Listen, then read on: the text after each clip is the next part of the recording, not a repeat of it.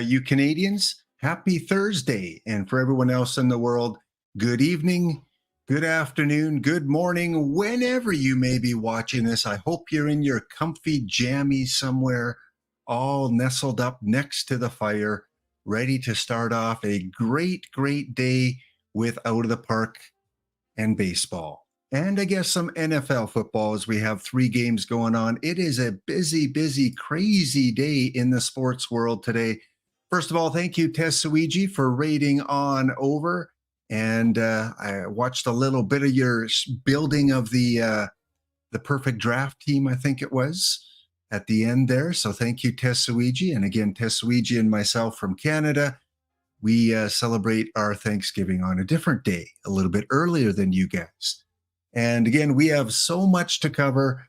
The official OOTP stream will be running much of the day. I don't know exactly till what time, but I heard much of the day. So you'll have lots of opportunity. If you don't quite get it done now, if you don't want to leave 2 tabs open, you can catch their stream throughout much of the day. What a amazing feature they have added to their stream. Just simply love the interactivity, looking for the cards, looking back at some of the old cards that we see there on the screen. Unless my screen is reversed, then it's that way. I don't know. Is that the accurate point or is that the accurate point? One or the other. But anyway, Out of the Park Developments, the whole team, the engineering team, Rich Grisham, Nicolino, Dishnet, Sporer, Matt Arnold, all those the guys that keep this game, keep the lights on and keep it plugged in. For the most part, there are the odd glitches like you're going to see in any game. But those guys, man, I hope they're enjoying their time off. And they never really have time off. Face it, even on weekends, even on holidays, they are around and fairly accessible. So Out of the Park Developments, as you can see, are have the Yuletide going, have the Jazz going, and are showing some of our favorite cards over the last 3 or 4 seasons. Lud's here, Mr. Audit's here. We have Chess Safari's in the house. And Chess, I'm sorry. I apologize for getting you back into PBE Sim. Yeah, Chess Safari, after retiring, is going back into PBE Sim and being part of the fun, the creativity, the community, the building of the player. I think their awards night might be tonight or tomorrow. I don't know what their Thanksgiving schedule, but they are kind of in between seasons right now. So Chess Safari back in PBE Sim. Also, just a reminder about drops. You can get a maximum of 12 silver pack drops today. If you do it right, you'll get 12 silver packs. You will get 6 from the official channel and 6 silver packs from affiliates. So again, every 15 minutes up until the first hour, you get your first 4, and then you'll get your last 2 30 minutes later at the 90-minute mark.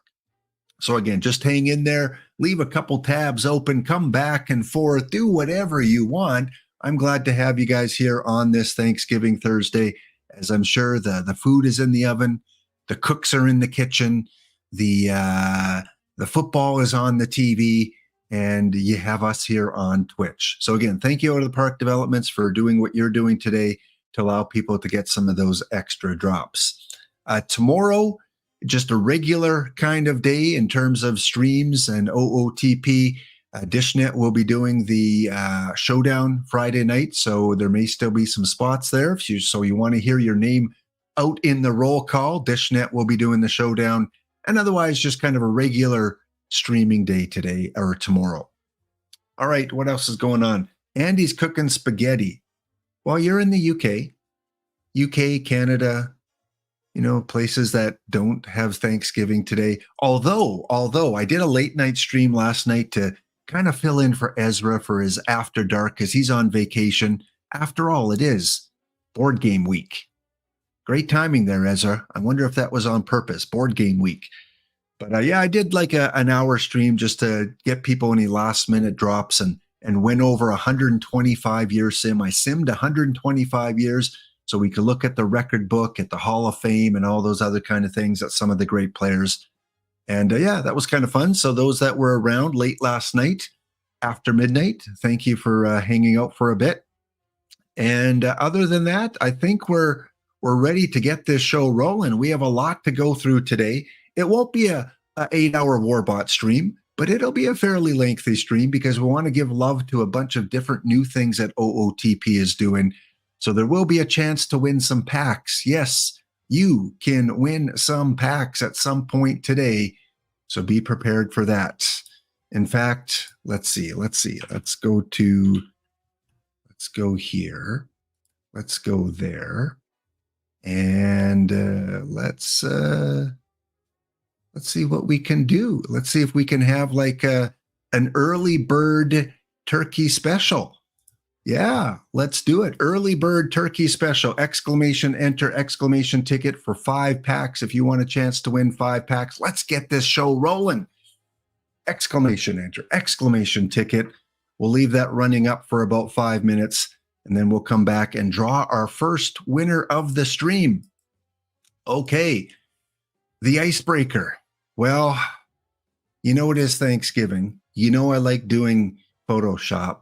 So how could we not? How could we not have the 2 HAWC co-hosts as part of the same image? Welcome all in, making his way quickly home from work. Charles Warbot, how you doing today? I love the Photoshop. No, I think actually I was thinking about it. The most Warbot thing to do definitely would be we got to, rate Thanksgiving foods. We have to what? We have to, give grades to the Thanksgiving foods. Oh, yes. Okay, would you like to do that? Well, I was going to ask you for your take, actually. What's your favorite, what's your best Thanksgiving food? First, we have to have your intro song. Oh, yeah, very, very important.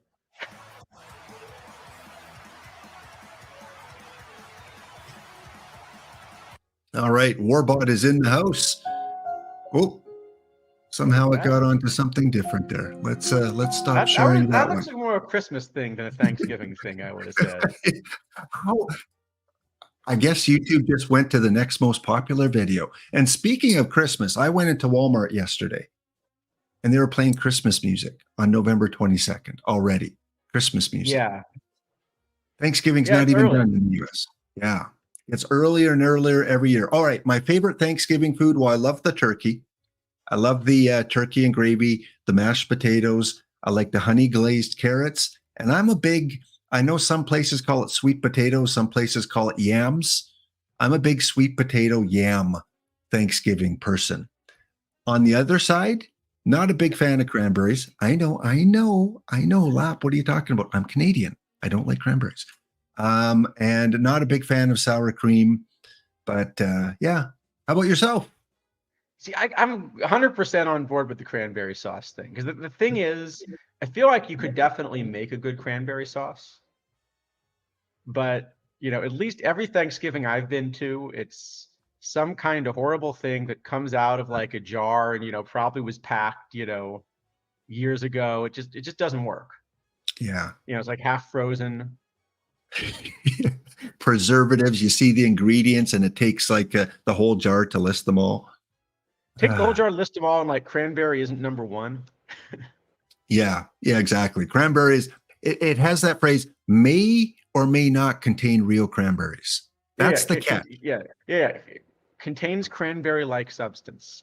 Like hot dogs too. It may or may not contain beef. It's kind of like, okay, I'll have a hamburger instead. All right. Well, we got a lot to talk about, but how could we not talk about some of our favorite teams in the league? Here is the NHL updated leaderboard, and FKN Kamish, his Boston Bruins, 31 points. So he's celebrating Thanksgiving, and he's loving that Boston has 1 loss on the season. We got Nicolino and Fussmucker and their New York Rangers. They're sitting at 27 points. They're 3rd in the league, tied with Rojo Vancouver and his Vancouver Canucks, who are having an outstanding season. We've got Shansall, 10, and Chadwick, their Colorado Avalanche, sitting in 8th place. Who else? I think one of the FHM team members is living in Winnipeg. I think they're a Jets fan. We got D King 395 and his Tampa Bay Lightning. Boiled Egg, the Washington Capitals, number 11. We got Leo Remus and so many Toronto Maple Leaf fans. Boo, boo. I mean, congratulations. You're at 12th place. We got Heat Dog and his Carolina Hurricanes in 13th. We got Trying to Ball, the biggest Detroit fan I know, and his Red Wings at 15. We've got Dr. Dynastic living up in the Seattle area, IBDB, maybe Jeff Steele Flex. They're kind of cracking. And then look who we have currently in a playoff position, the Philadelphia Flyers, Charles.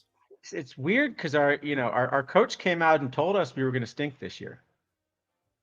I know. Well, again, shoot for a low bar. Still early. Not too early to start tanking. Yeah. Set the bar low, and anything else is a bonus. But right now, they're only 1 point out of second place in the Metropolitan. And on the other end, unfortunately, we've got Rich Grisham's New Jersey Devils, 24th. They're expected to do much better. And see Edmonton? They're a top 30 team. 30 is still pretty good.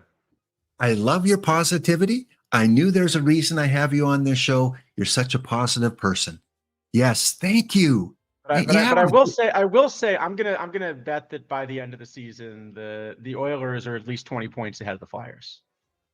So. Really? Oh, you want to shake on?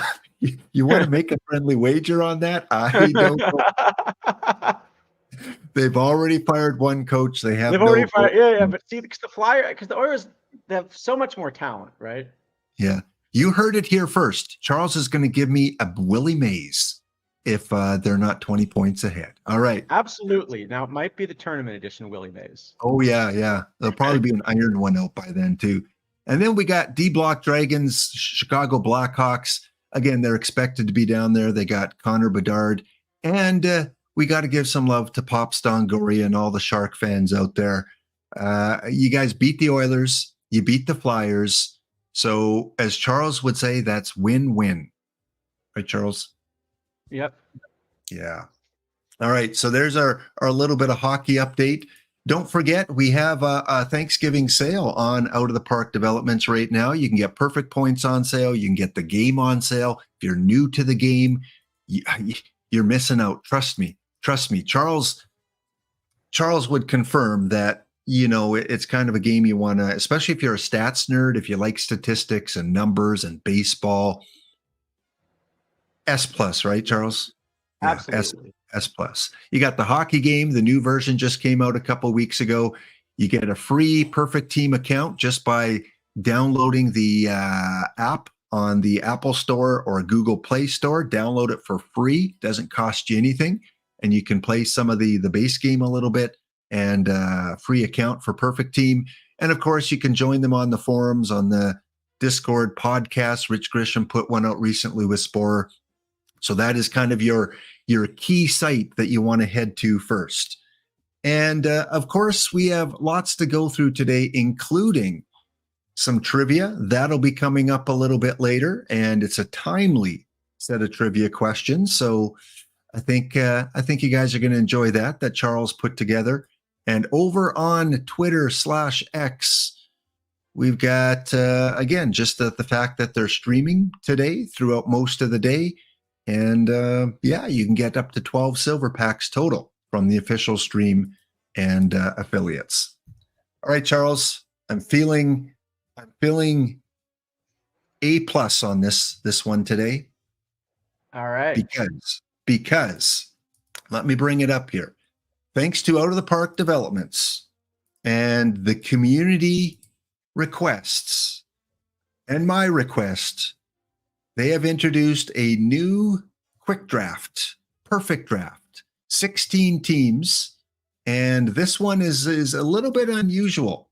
This one is the, see if I can find it here. It should be on my main page. It is the Iron to Bronze perfect draft.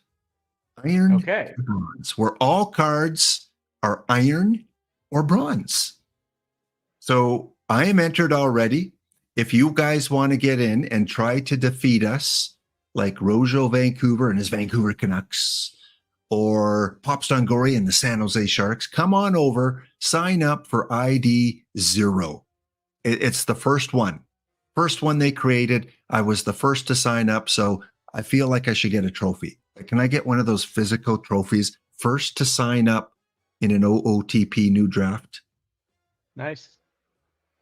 All right. I like the format too. I mean, this is something that probably we're going to discuss more on our stream, which I don't quite know the plan because I think everyone's traveling this week, so we're still trying to figure out the timing.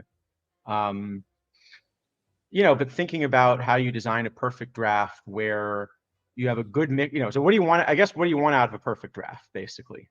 Yeah. And I think you want a combination of something where you have interesting choices that mean something. You feel like kind of the skill is important, even though there's always luck involved in what cards you get. And you get to see some cards that maybe you don't play a lot otherwise, but now become interesting. Right. And And so I think there were two of these new formats, right, this week. So there's the one you came up with, this Iron to Bronze. And then there also is this Core 4 idea. right. And I just gotta say, I really like your format a lot better because what's happening is we're gonna see when we draft it. The cards that you pick are going to be important, but there are going to be enough of these iron and bronze rounds that probably the quality will even out a little bit over time. Whereas with the And core 4, what you're doing instead is you're actually just saying, instead of drafting 26 cards, we're going to have 4 cards that are part of everybody's build and that are on the stronger end. So they're really 4 of your key, 15 cards. And so instead of drafting 15 cards, you're drafting 11 cards.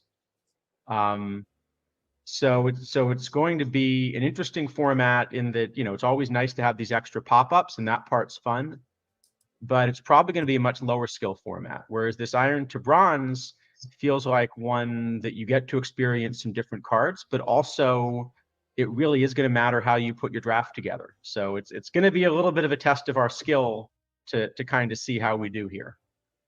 right. And the way this quick draft works is for today, there are no restrictions. This is not a deal or no deal. We're just going to go and try with the official rules. It's the first time we've tried this draft. It's going to be a rotating stadium. So every new generated draft of this type will be a different stadium. So EVC, yeah, we're playing in a home run suppressed park right now.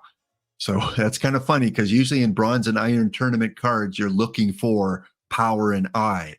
And we've got triples 1.247 and everything else is under 1. BABIP slightly, but home runs and doubles definitely under 1. So it's going to be interesting. We still have 6 slots available. So get in. Bounty draft. If you come across us and beat us, you're going to win 5 packs. And then if you win the tournament, you win the in-game 3 packs. This is a best of, what's it show here? Best of 3. Yeah. And are these all 1985 or does that rotate also? No, the year is always going to be 1985. Always so 1985. It's going to be, yeah. So always 1985, the defensive era. Okay. And yeah, it's going to be a rotating stadium. So we'll let people get a chance to get entered in. We got 4 slots available. We do have our first break coming up. So we're going to run the ad here. While we're doing that, we're going to go over and watch a little bit, simulcast a little bit of the mainstream here. So stay tuned, guys. We'll be back in a very couple of minutes. Happy Thanksgiving from Gobble Gobble. And what's your name there? We're giving pumpkin pie the S plus and potato casserole gets the F minus. Yes, there you go. Okay. See you guys in just a couple of minutes.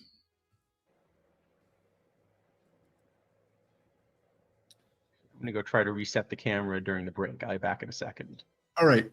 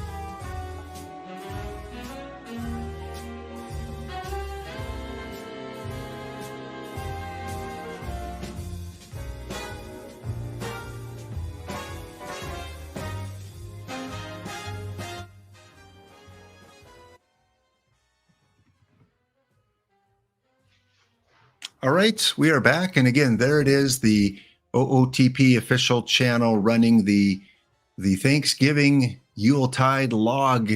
And first time they've done something like this. Again, you can get 12 silver packs today, 6 from the official channel, 6 from the affiliates.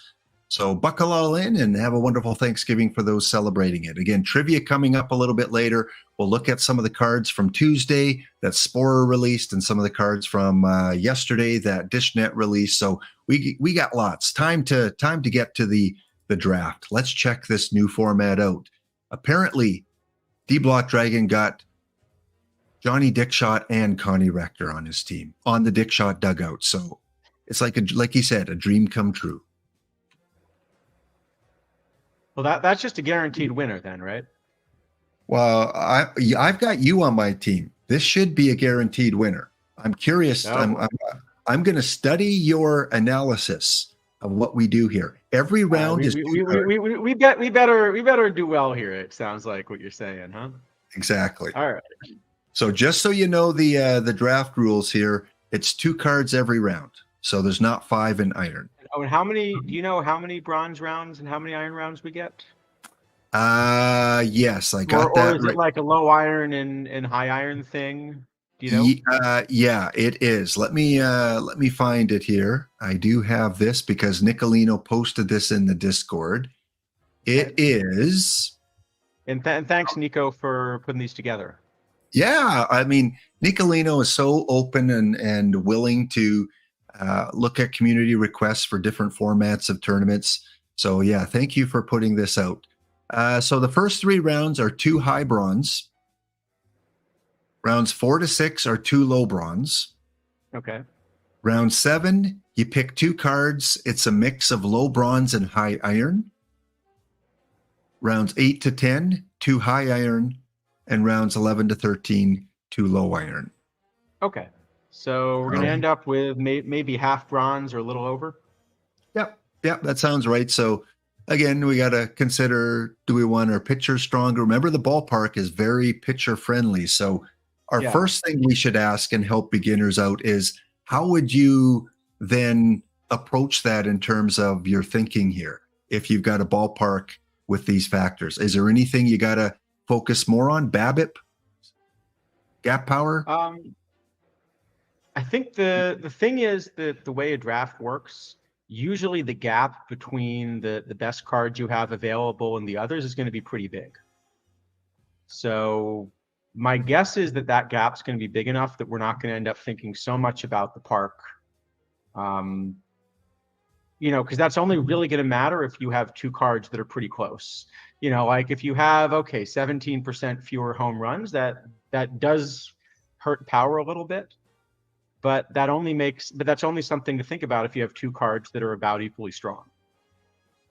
So that's what we're going to have to figure out. There's not one category you're focusing on, because I look at this, Charles, and again, I'm just looking at it from the beginner perspective. I look at this very, very low home run suppression, and I'm going, well, I don't want, the Dave Kingman and the Gorman Thomas, because if they've got low BABIP, they're not going to do very well. Yeah, so I think that's right if you have a lot of similar cards. And I think just the thing that's worth keeping in mind, like when we looked at Dave Kingman at the beginning of the cycle, he wasn't just like a little bit the best third baseman. He was, the best third baseman by like 5 wins or something. Right. You take the best third baseman by 5 wins and you put him in a really lousy park, maybe he's only the best third baseman by 4 wins. But he's still the best third baseman and you're still going to play him. You just wish you could play him when he were worth 5 or 6 wins instead of 4. Gotcha. And for pitchers, is it the same as well? Or are you going to, we always look at pitcher BABIP, and I think you still want pitcher BABIP with this park for sure, right? Yeah. So home run prevention is not quite as important as it is otherwise, right? Yeah. That's certainly true. But again, I think that's only going to matter if it's really close between 2 pitchers. And if it's not close, you just take the good pitcher anyway, because it's the good pitcher. All right. So let's do this. I'm excited. I'm looking forward to this. I've been waiting for this. I've been asking Nicolino. And actually, speaking of which, looks like we were offered right now the best starter and the best reliever in open bronze. So, Okay. you know, I would let me go beginner, and then you pick the right ones. I would say the three best cards: Giolito, Held, and Burton. okay. So there are a few other. Actually, we have a lot of good options here. Tom Tresh is Yeah. really good as well. Like Timlin. But I think right now, just in open bronze, Giolito's probably the best starter, and Timlin's probably the best reliever. And so I don't know that I would really overthink it too much. I would just take the good cards. And actually, the things that Timlin's worst at happen to work really well with the park as well, because Timlin's weakness is, in fact, the home runs. So between the park and the fact that we're also playing in the 1980s, which is, going to be a little bit of a lower home run era than modern, even Timlin's flaws get covered. So, And especially with that splittiness, the park helps kind of resolve some of that splittiness too. yeah, because it's the home run prevention that's a problem, but we're not so worried about that. All right. So you said Nick Martinez and Freeman, right? Oh, no. Something like that. Yeah. Okay. I like our start. Okay. Oh, one other thing to keep in mind, because this is the 1980s, we don't really need 7 relievers. So 5 and 6? Our 1 or 2 really good relievers, are still going to matter, but we don't need 7. We definitely don't need 7 relievers. All right. So I do like Rogovin. And again, do you because it's 1985, are then placing more importance on defense or not really? I guess there are going to be a few more balls in play. So maybe infield defense matters a little bit more, just because fewer strikeouts, and all that. So who do you like? I like Rogovin. I'm sure he's one of your top choices. I like Rogovin. It's not a great round. I mean, Hundley's always kind of a solid option, if we're stuck. And we maybe are a little bit stuck. Rogovin's good. Anybody else you really like here? Not really. I saw Rogovin, and I mean, if we want to go Babbitt, but then he's left field. I think the DH is on. Let me check here. DH is on, so we will need a DH. We could just grab a catcher. We will need 2. It's probably fine. Yeah, it's just not a great round. So yeah, okay. It is the way it is in drafts, right? You take what you can get. Sometimes that's the best you can do. All right, the names that jump out here, we got Roland, Bellhorn, McGiannini, Perez. Who do you like? Jeter? You like Jeter? Big Jeter fan, but no. So Perez is nice. It's a little bit unfortunate if we're taking a second catcher, but I think he's just the best catcher, probably we're going to get available anyway. So, anytime you can get someone that just is going to start in open bronze and you're getting him in a draft in bronze, that's always a good sign, right? So probably it's Perez anyway, and maybe Bellhorn. You just get a nice bat. Yeah, that's what I was thinking. Perez and Bellhorn. Just so we as far have as asking you to ignore the lives, it's not as much you ignore. You just take the best cards. So usually the historical ones are better than the lives, but there are a few lives that, like if we were to get a live Joey Gallo, for example, we'd probably be pretty interested in playing him. Yeah, and even some silvers. There's some good silver lives. There's Max Muncy, I think, is pretty good. Yeah, there are a few good lower level lives. All right, next up. Again, not a great round. A rough round. Yeah, we're not quite having the streamer luck yet. We had a good first round. Yeah, we're now into the 3 low bronze. So the next 3 rounds are going to be low bronze players. So unfortunately, probably the most useful of these cards is Deasley, and we really can't take a third catcher. So that one we're just not doing. Yeah. Kid Low plays 5 positions. He does. He doesn't play him that well, but you take what you can get. So that Yeah. Carl Edwards is not a bad live card. We're just talking about live ones. I'd really rather be putting the effort into starters than relievers if possible, especially in an era when you're not going to use the bullpen as much. Yeah. But unfortunately, Lefty Williams really is not very good. And Leo. I mean, just one positional, not. Cardenas. Yeah, and also just with the lack of eye and power, it's just not a great bat. What do you think? Probably it's one of these Negro League cards that plays multiple positions, I guess. Yeah. Well, let's go Edwards Jr. and Jack Marshall. Marshall at least has some eye. Okay, yeah, I like that. Or even two of them. I mean, I feel a little bit silly taking a second reliever here, but probably it's Maybe we'll take both. Correct to do that. I mean, at least you're getting a decent second reliever. What do you think? Let's go with both the Negro League players. They both have over 80, so let's go with the eye there. All right. Let's hope we get some decent iron choices. Yeah, I mean, I'm less worried about our second or third best reliever in the 80s just because you don't use him that often. Yeah. Good afternoon there, Dr. D. Welcome all in. We're just doing one of the new quick drafts here and trying to make our way in this new world. Happy Thanksgiving.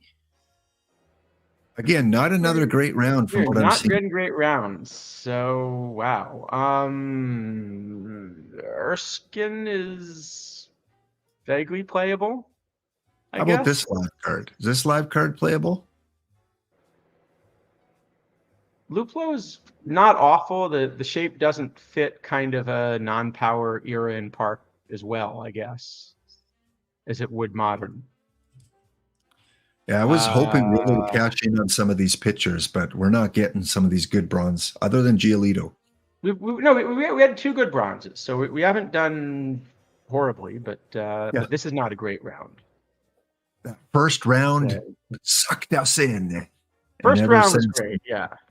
Okay, so Erskine, and we better go quick because I don't know if this is the actual timer because we might have been one of the last to draft here. So, okay, 8 minutes to go. Well, maybe you pick a live that plays a bunch of positions. Do you like either Deering or DeJesus? Let me see. I don't know much about the cards, which usually means they just haven't been around the meta at all for a good reason.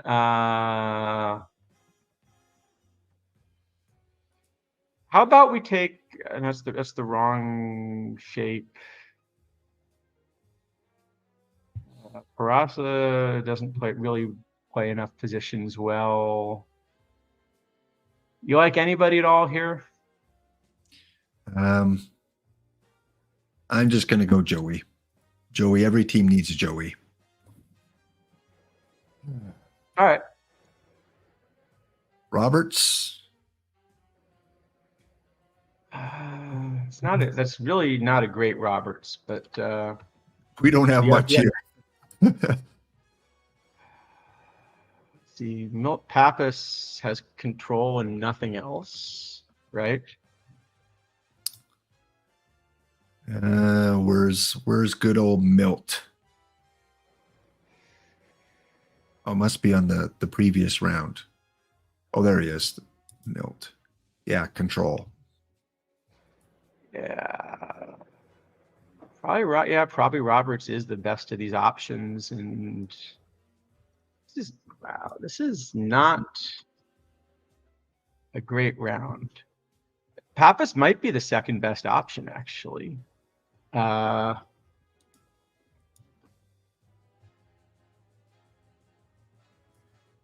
looking. Yeah, maybe Pappas is the second best option. Right. All right, now we're on to the mix match, the mishmash, iron and bronze. So let's see if we lucked out here. Well, I guess you can't turn down the only Nolan just because, right? He's Canadian. It's a special day today in the U.S., so let's go with the only Nolan. You know, don't know if the card's excellent, but you know, the name is excellent. Yeah, Bud Smith is not bad actually. Yeah. Is that a new card? I don't recognize that one. I don't remember when it came out. I didn't remember it before, and then I ended up finding it in one of these high iron floor things recently, but I don't know if it's been out for a while. I'm assuming you really, really, really don't like this card. No, I mean, you're from the western part of Canada. Oh, good one. Good one after a day of work. All right, let's go Bud Nolan. Bud Nolan. Sure. All right, we're into our iron rounds. First of all, the high iron. Well, most importantly, we basically have enough pitching. So pitching's going to have to carry this team, but we have almost no outfielders, do we? We've got one, and that's alive. So, wow, Nate Shearholtz is awful. Can we just get Shearholtz to like be our GM or something instead? that might have worked a little better. Wow, there's a lot of. Do we take a defensive specialist here? Oh, but the problem is Ollie Beard. The bat is so bad that it's. Stan Hack, 87i. Sure, let's go with Stan Hack. We'll run him at third base somehow. And maybe it's Shearholtz by default, or do you like any of the pitchers? I'm just looking at the lives here. I don't think any of them really jump. Do you like any of the live pitchers? No.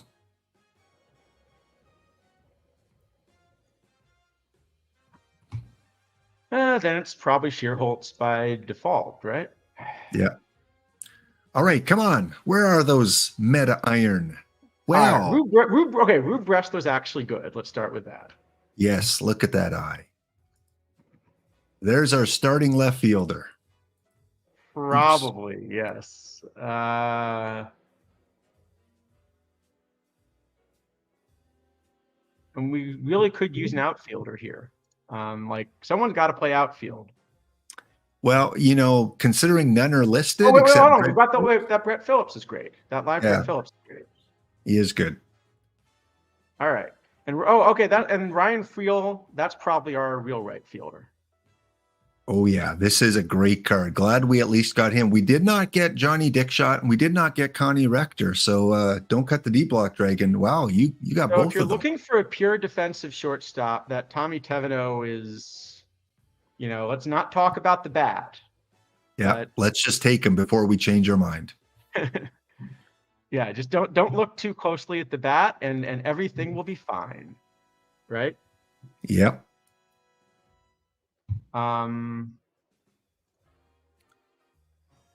Let's see. Knudsen, I guess, is fine.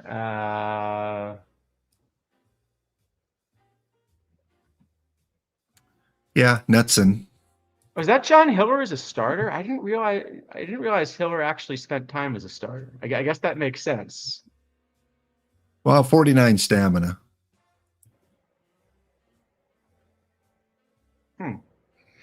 Could play. All right, we got 2 minutes. We got to pick up the pace to make sure we get a full Booten's fine. I mean, anytime you can have a shortstop whose nickname is Booten.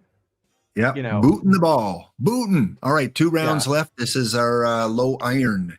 Well, I am tempted to take Jose Molina anyway. I know it's a third catcher, but I'm tempted. Well, we got extra position. Sure, let's take him and Vince. How are we on outfielders? Could be Vince, or could be. We could just for Sporer, we could take Sergio Alcantara. I mean, we really shouldn't. No, Vince. Oops, I meant to Norm, take Norm, Norm, Suzu. or Norm Zockin. Norm Zockin's got a bat. Before you convince me to take Alcantara and that 40 level card, I just clicked one. All right. Well, I see 3 good options here. Toonberger is pretty good. Ducky Holmes is pretty good. And Charlie Dexter is pretty good because he plays a few. Actually, Phil Geyer's not bad either. I'd rather have taken, 4 of these, I think, than the last round. Yeah. Well, we don't need a catcher. So Dexter, it's just that he plays a lot of positions that are kind of tough to find, like catcher, short. Yeah. Otherwise, maybe Ducky or Toon. They're all, a similar kind of card where. Well, it doesn't show we have any first baseman here. So maybe a corner outfielder and a first baseman. Yeah, okay. I'm looking. Bellhorn. We got about 15 seconds. So let's grab Ivan Howard. So you got a first baseman. And Greer or Dexter? Either one, your call. I'm going Greer. All right, we made it just under the wire. Never a doubt. So I don't understand why you only wanted 9 pitchers in 1985. I thought we wanted 11. I thought we were going for like 10 or so, actually. Did we end up with 9? Yeah. That's fine. 4? Do we want to go 4-man then or 5? I think we can go 5 and just run them pretty deep. Timlin has a, what's his stamina? Stopper for Timlin. Oh, did we have McGriff last round and not even notice it? Yes, I did. I did notice him, but the timer kind of got me distracted. All right. Well, Okay. We're doing fine. We're doing fine. So Timlin as our stopper. Julia Rogovin, and then we sort of hope for some help, right? Well, Rogovin, maybe Nolan, and then Erskine, and then Pappas, I guess. Yeah. Yeah, and just run them deep. All right, let's go to our strategy.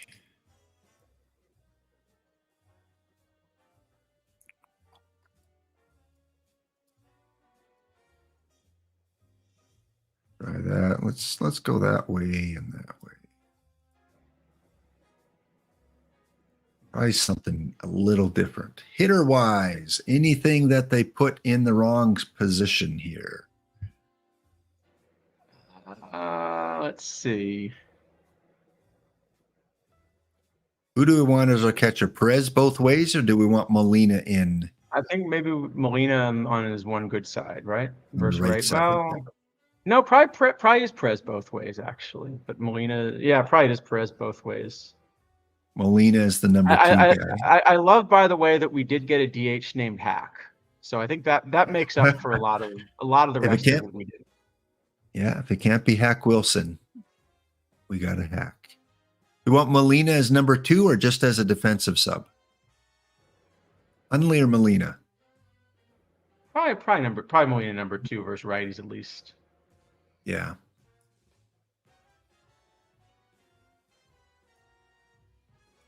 Yeah, we don't have much power, which is good in this ballpark. Bellhorn really, and Perez a little bit.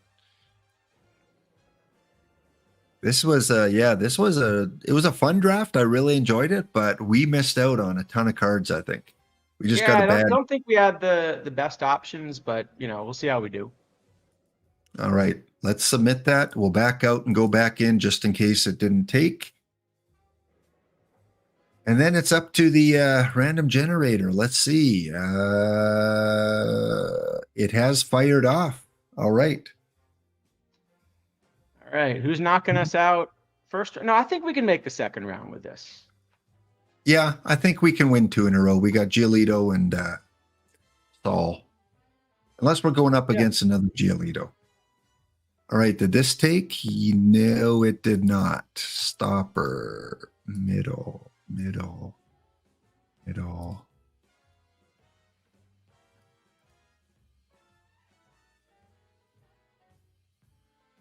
go, and then over here, I don't think we made any changes other than Molina against the righties.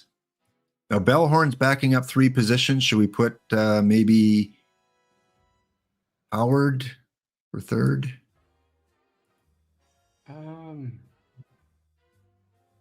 Sure, if you want. I'm wondering why Friel is playing left. Maybe I have to look at the cards again. I just would have guessed Friel would have ended up in right. Right. So let's fix our strategy here because they almost got us. They almost tricked us. And who are we playing? I don't know yet. I just hope it's not the Dick Shot Dugouts or Cicero because those 2 teams have had my number. Bounty Hawk. There we go. Back this way and this way. And yeah, I think we're good. All right. First round matchups. We got Birmingham up against Vito's favorite cousins. We got the Wayfinders going up against the Ducks. EVC is going up against Chadwick's Colorado Tommyknockers. And Mount Helix going up against the Eagles. On the other side, we got TTC's Gappers and Flappers from Andy going up against Sean Soul's Rangers, the Wolves and Dickshot, the 65ers up against the Mashers, and we're going up against Fussmucker and George Carlin's guys named Todd. And on that, we'll be back in 2 minutes looking at some cards, trivia coming up as well later. Stay tuned, guys. Back in 2. Hold on, there can't be enough guys named Todd.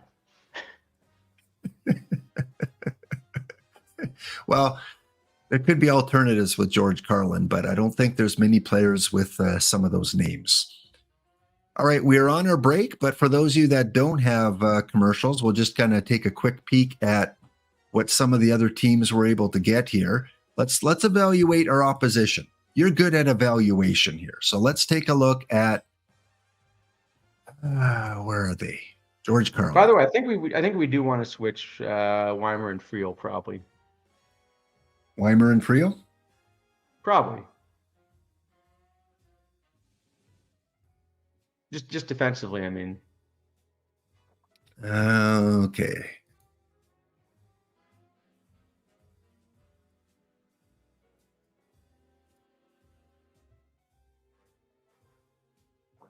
Yeah. Yeah, I just think you might want to let Friel play right and put Weimer in left.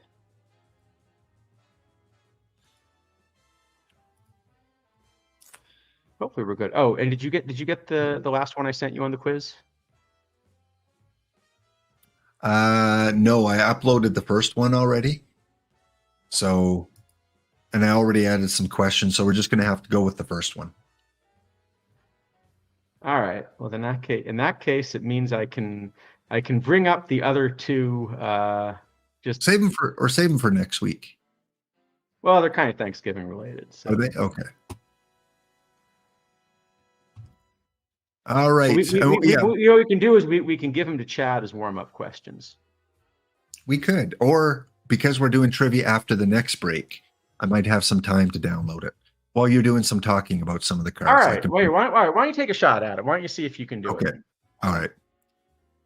We got 7 seconds, and then the break is over. All right. So first of all, let's evaluate our opposition here, Charles. We're going up against George Carlin.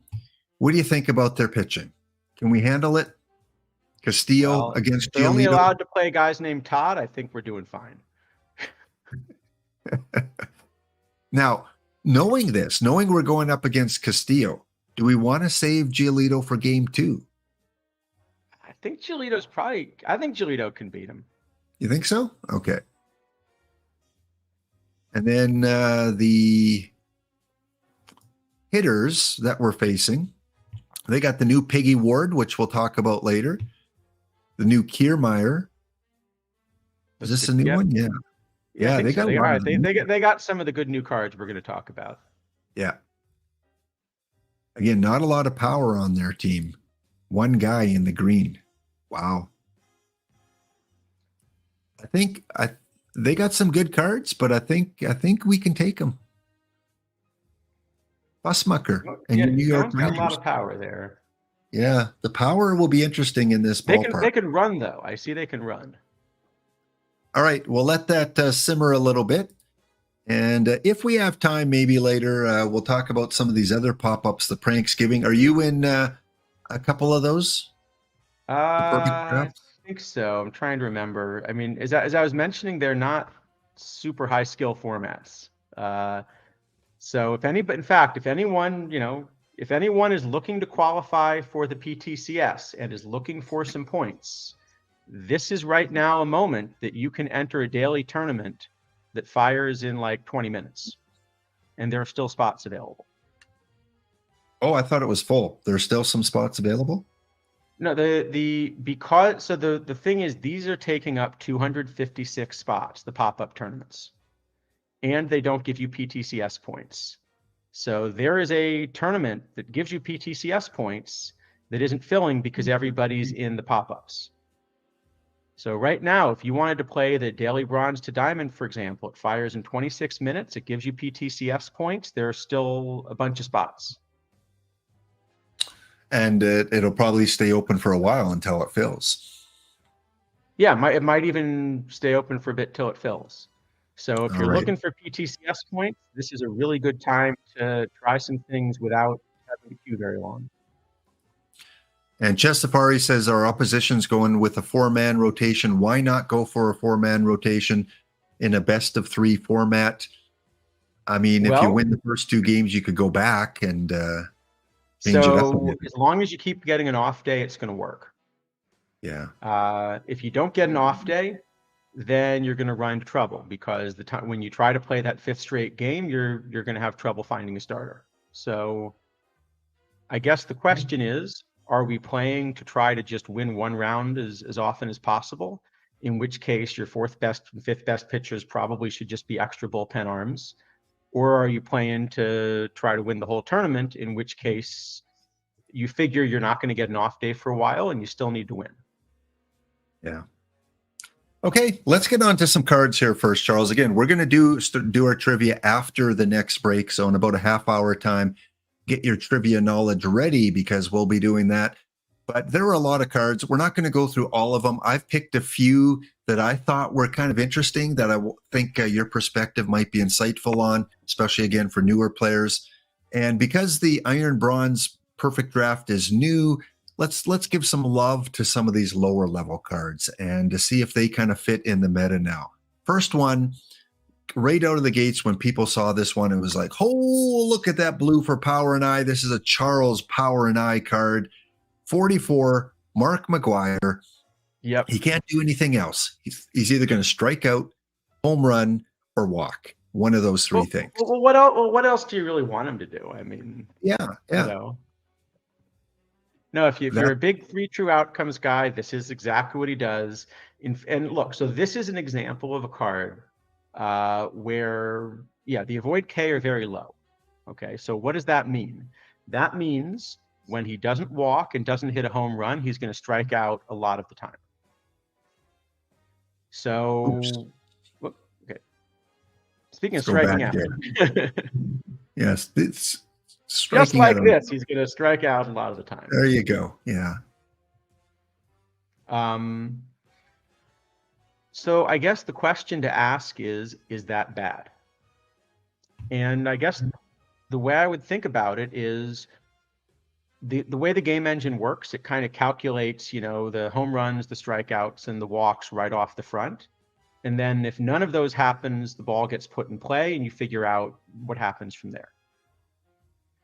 Okay. Well, when this card puts a ball in play, very little is going to happen that's actually good. Right? I mean, absolutely. Yeah. If it's in play. But is a home run counted as in play? No, that's what I'm saying. The home run, right? So what the low avoid Ks means is that when he doesn't walk or hit a home run, a lot of those are strikeouts instead of balls in play. But the truth is, almost every time this card tries to put the ball in play, he's going to make an out. So this is a really good example of a card where having low avoid Ks just doesn't hurt him at all, because, you know, he wasn't getting hits on balls in play anyway. So I think that makes this card a lot stronger than it might first look, because you actually don't care that he's going to strike out, I don't know, half the times he comes to the plate or something, right?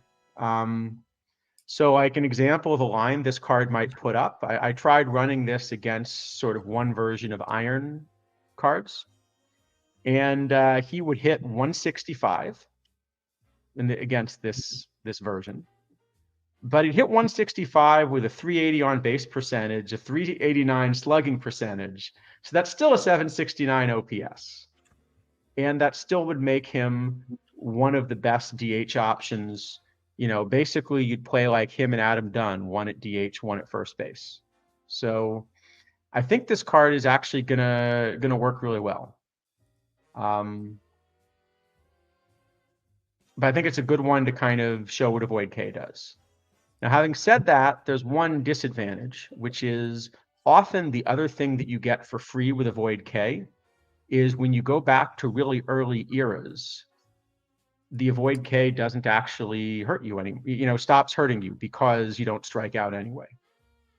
But in this case, all that's going to mean is that you turn strikeouts into ground outs, whereas the power, goes down quite a bit because people stop hitting home runs. So almost every other card with low avoid K becomes a lot stronger in dead ball. This is just not a dead ball card, because in dead ball, he doesn't hit home runs. The only thing he does is walk. And as good as walks are, he doesn't walk at a high enough rate to kind of make it work. All right.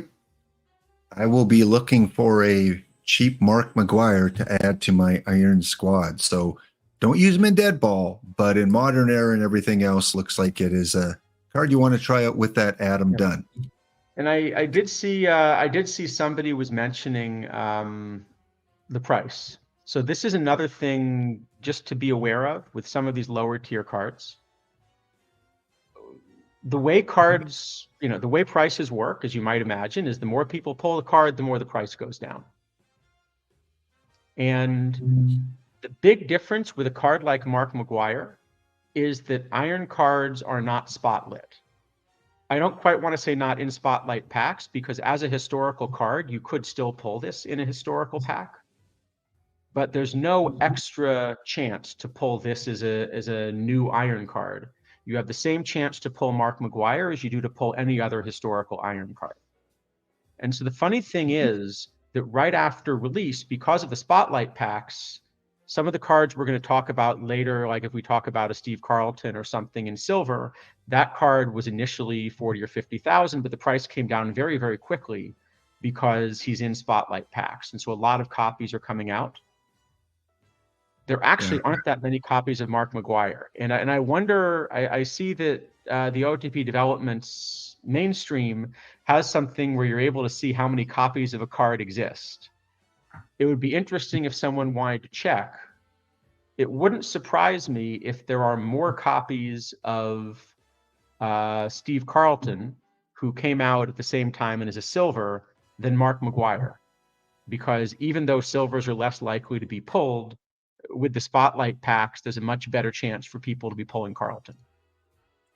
Right. And that seems to go-to thing now is save up your perfect points for spotlight packs every week and not the standard pack. So I'm in no rush to get him. He will come down eventually, like the Dave Kingman at the beginning of the year. Yeah.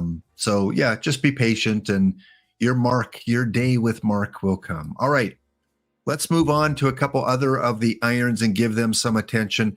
I chose this one simply because, again, the high pitcher BABIP for an iron card looks fantastic. I mean, enough control, I think, especially for, again, a dead ball era. He's got the shape more so for that. What are you thinking about Ken Tatum? Is he now in the meta? Is he someone you have to have in the pen? Well, so yeah, I think certainly if you're only going to have one rating, right now, PBABIP's the rating you want. And for low iron cards, 1 rating is kind of enough to make the card interesting. The other big thing to see here is that this card has enormous splits. So for low iron, that's probably okay, because even though he's much weaker versus lefties, you still, sorry, I'll answer the chat stuff in a second. Even though he's much weaker versus lefties, for a low iron card, that's actually not so bad versus lefties. And of course, he's really good versus righties. I think in full iron, I'm also going to try to play this card, but you want to try to be a little bit careful and match him up against righties as much as possible. Because in full iron, you probably want to try to get a second rating in there somehow. Right.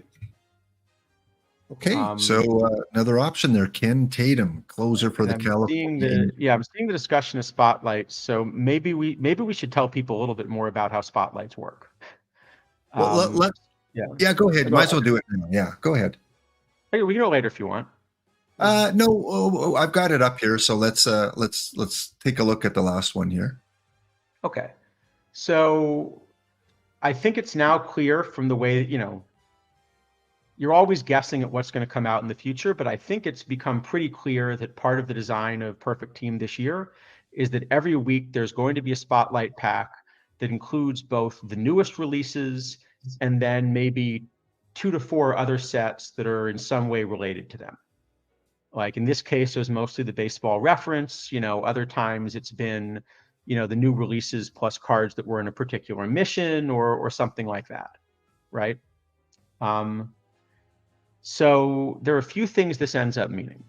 Okay, so first off, in terms of how spotlight packs are priced, they're almost always priced sort of exactly the same way, which is that you add up kind of roughly what the shop value is of all of the cards.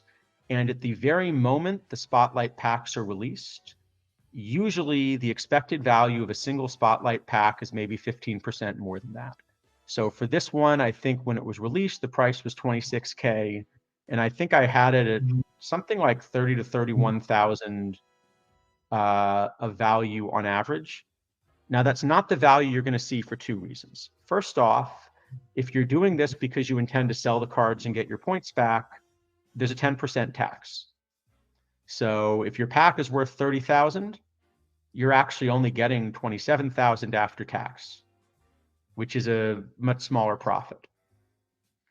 But the second thing is it's very much skewed toward a handful of expensive cards. So in this case, of that 30 to 31,000, literally 6,000 of that, well, okay, fine, 5,600, was coming from the 1 in 130 or something chance that you pull a Willie Mays. So if you rip enough packs that you actually pull Willie Mays in 130th of them, you're going to get that value back. But that's a lot of packs, right? For example, if you wanted to purchase 130 spotlight packs, that is 3.38 million points. And purchasing 130 packs doesn't guarantee that you get Willie Mays, that you get 1 out of 130 times. That's just what you get on average. You can work out kind of the Poisson statistics of it or something, but it's going to be quite a bit more. So although on expectation, maybe you're making a little profit, you end up kind of needing to have a very large number of packs to actually realize that value on average. Otherwise, not only is the variance going to be huge, but because most of the profit is coming from kind of the end of the distribution, it would be like saying, let's say we play a daily number game in the lottery. You pick your number 1 out of 1,000, except I'm actually going to make the game good for you. I'm going to give you $1,100 when you win on your $1 ticket, right? Even if that's good for you, you need to play a lot of most of the time. If you buy 20 tickets, you lose. You just lose those $20. So you need to buy a lot of packs to make up that value. So that's the first thing. Okay, the second thing is that I said that's what the packs are when they're released, but as people buy the packs, the prices go down really quickly. So for example, I kind of had my eye on a Justin Verlander. That was a 400,000 to 500,000 point card when it was in spotlight packs the first time around. When it was in spotlight packs, the moment it was released, it was still a 400,000 to 500,000 point card. I sold a Willie Mays for 1 million points right when the spotlight packs came out. But I was able to buy a Verlander not for 400,000 or 500,000, but for 180,000 because a bunch of them came out in spotlight packs, and that drove the price down. So if you're going to make money on spotlight packs, I think there are really two ways you can do it. One is you can get excited, rip them immediately, sell them immediately, and hope that you do it quicker than everybody else, and hope that you end up on the good side of the distribution, because you're not going to be, nobody's ripping 500 spotlight packs to kind of realize the value, right? Or there's a better option, which is people keep ripping packs as the price goes down, and very quickly packs get to be a bad idea instead of a good idea. But because there are new cards, because people are excited about them, they open a lot of spotlight packs anyway. So if you really want to make money off spotlight packs, what you should do is you should just buy the cards on the card shop, buy the cards you want cheaply. And maybe even if you want, buy a few extra cards cheaply and go sell them 4 or 5 days later when the spotlight packs are gone. I mentioned I got Verlander for 180K, but I would bet that if I were just interested in turning a profit, I would bet I would be able to sell him for, 300,000 or something, just by waiting a couple of days. In fact, I can see right now there's already a buy order up for 210,000, because even though spotlight packs still exist, most people that are interested in buying spotlight packs tend to buy them immediately. Yeah. Burn up your perfect points early, and then with the sale going on, there might be a few more people buying some over the next few days. But spotlight packs end, I think I don't know, because they were released Wednesday. I don't know if they end tomorrow, 48 hours as usual, or if they're extended till Saturday. I didn't see that posted anywhere. Yeah, I haven't seen that either. But I think that's the key point, is basically the way I would think about is if there are any cards that you really want, this is the time to get them. But the way to get them, you shouldn't be, in general in this game, you shouldn't rip packs because there's one card you want. If there are, 50 cards you want, that's a good reason to rip packs, because it's a good way of getting a bunch of them. If there are 1 or 2 cards you want, it's always better to just buy the 1 or 2 cards you want. And especially here, like that Larry Walker that we were looking at last week, that I feel like would fit well in a lot of teams, you're now going to be able to get that card for something that begins with a 1 and probably is in the low hundreds. I would bet you could get that card for 120 or something, which is certainly less than half of what I spent on it because I wanted the card before. So I think I would much more think about taking advantage of spotlight packs that way than I would trying to take advantage of spotlight packs by actually buying them. Yeah. It's kind of like live spec too, where right now we know that likely, although not confirmed, we're going to get an award set coming out that will involve some live cards like Ohtani or some of these recent winners. So people are, looking on the card shop to try and get them bare minimum. And then when those missions come out, then they inflate the price, and that's how they make some perfect points that way. Because some of those live cards right now that are speculated to be in award missions are, a fair bit. Yeah, but I think it's the same idea. If you wanted to, I think it's a great idea to buy Ohtanis and save up for the award missions.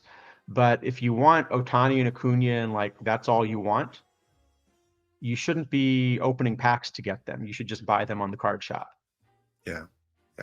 That's kind of what I do. I open a few packs here and there, but if it's a card like when I got the Dave Stieb, I just put in a buy order, something I was comfortable with, not the going price, maybe 50,000 less, 75,000 less, and eventually it was filled. So if you're patient, you can make it work.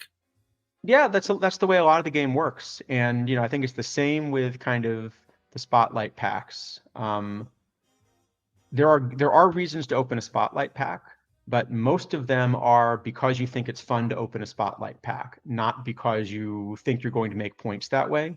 In the same way that like you can go to the casino and kind of have fun, but you shouldn't go to the casino thinking that like this is how you're going to go make a living.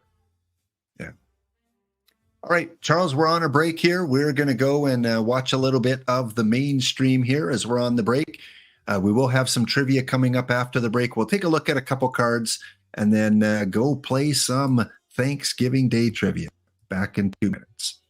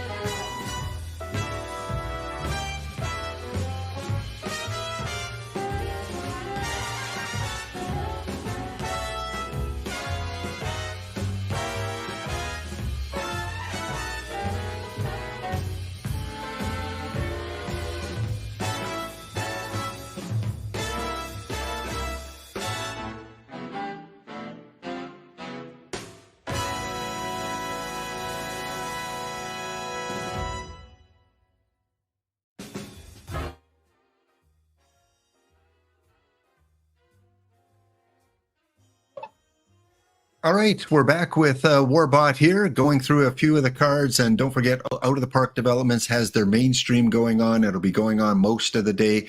So at some time, go and play around with the interactivity over there, showing off some of the cards from all Perfect Team versions, right from OOTP 19. The rules, instructions are there, how to bring those cards up. And again, that will be going most of the day today for your chance to get your 5 drops from Out of the Park Development. So again, happy Thanksgiving. We are here going to play some trivia in just a little bit, but first of all, let's go through and look at some of those lower level new releases. I'm a bronze player. I like bronze. I wanted some input, some ideas of where this Elam card fits. Again, we talk about Giolito, Castillo, Dave McNally, those kind of cards. I don't personally think he fits into your top 5 starters in bronze, maybe in low bronze. What say you, Charles, about Elam?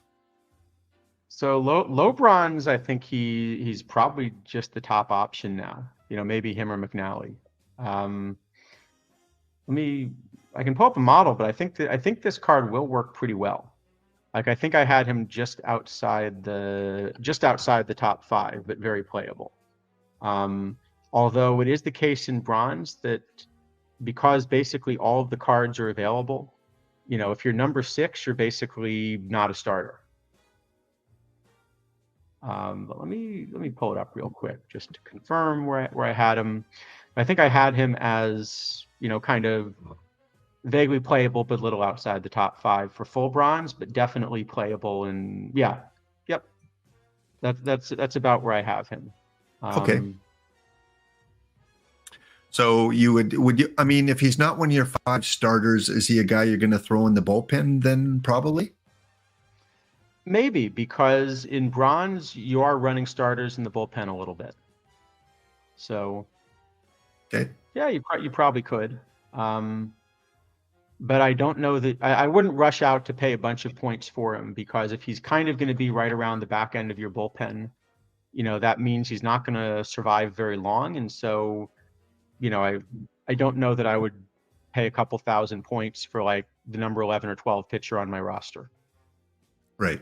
And as Vulcan mentioned, this week, next week, now that Spore is putting out a lower set of cards each week, that's what the plan is, to have Spore do the iron, bronze, silver, and then Dish is going to do gold and above. Once these cards come out, there likely are going to be some meta each week. Prices are going to be high for a little bit. That's just how the market works. So how desperate are you to get them into your bronze? Yeah. I mean, it's kind of a funny effect where, because these aren't in spotlights, I wonder if it's actually going to be the case that you could make iron more expensive than silver for a while somehow. You wouldn't be wrong. You talked about the McGuire being a few thousand, 4,000, I think, because people aren't pulling a lot of regular packs. If you do pull these, that's a sneaky way that you can make some perfect point. If you're not going to use them, absolutely go ahead and sell them. Why keep a card that has a high value if don't plan on ever using them? And maybe they'll be in missions, but the price will come down over time. So yeah, sell them off if you get them, if you don't plan on using them. I play bronze, I play iron, so I would use them. But most people that don't, just sell them off. Okay, let's fly through some of these other low ones. Piggy Ward, great name here. Piggy. Wonderful, absolutely A-tier name, but also, with that eye, it is kind of a card I'm gonna like. So I think I like him more for low bronze, even, but even for full bronze, I think probably the place I'm most interested in starting him is second base, where he's listed on the card. That feels like the best fit, in part because second base is someplace that we haven't had a ton of really good options in bronze. Remember, I think we talked about this with Nico Goodrum a couple weeks ago, where even though he was better versus lefties, we were thinking about playing him against righties just because there weren't a lot of good options. So I think I might just start Piggy at second right now. Is he a better option than Mark Bellhorn? Because they're kind of similar positional-wise. Similar position-wise. Bellhorn's a bit better bat, but this is a much more playable glove. So I think Bellhorn, you probably want to play at third, or you're really giving up a fair bit. But this is a card I think you can stick at second and feel is okay. And do you take out now a Herman Long or a Woody Held because of this card? I think with 73 range, I still don't want to play him at short. So I think I want to play him almost exclusively at second. I think the bat's not good enough to play corner outfield. The glove's not good enough to play short or center, but he is a good second baseman. And the fact that he has those extra positions is going to be nice for roster construction, just because it means you can play a couple more one position players elsewhere. And one more question. He's an emergency cover. A lot of teams use Mark DeRosa again at second, utility guy. Does he replace Mark DeRosa? Yeah, I think I would just start him probably at second, but maybe there's room for DeRosa on the roster anyway, depending on what you're doing. But I think I'd rather have this card, because a lot of DeRosa's value used to be that he also played outfield. And what we've had in the last couple of weeks is we've had a bunch of new outfielders come out. Basically all Tigers, right? We had Akil Baddoo, we had JoJo White. Okay, not quite all Tigers. We had the Kiermaier card we're going to talk about. Sledge came out. But we had all of these new outfielders. And so I think that means the value of DeRosa also playing outfield goes down. So I'd rather just play the best second baseman now. Yeah. All right. So Ken Tatum, I see chat saying that Ken Tatum, there are none available right now on the card shop, and it's kind of going for about 4,000 perfect points. So your speculation of maybe these being more valuable, we see it with McGuire. We see it now with Ken Tatum. Well, let's check. I think you can count how many exist, right? You can count how many are created. So I think this is something you can actually check on the mainstream right now. If someone wants to put a couple of these cards in, let's compare how many Tatum and Maguires exist with, say, Steve Carlton, who came out at the same time. Oh, can you put in a code to see how many exist?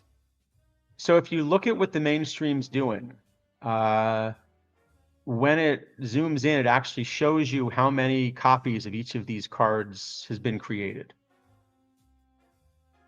Like right now, I'm looking at, Corbin Burns, and so I can see that there were 263 of the perfect Corbin Burns Topps cards created last year.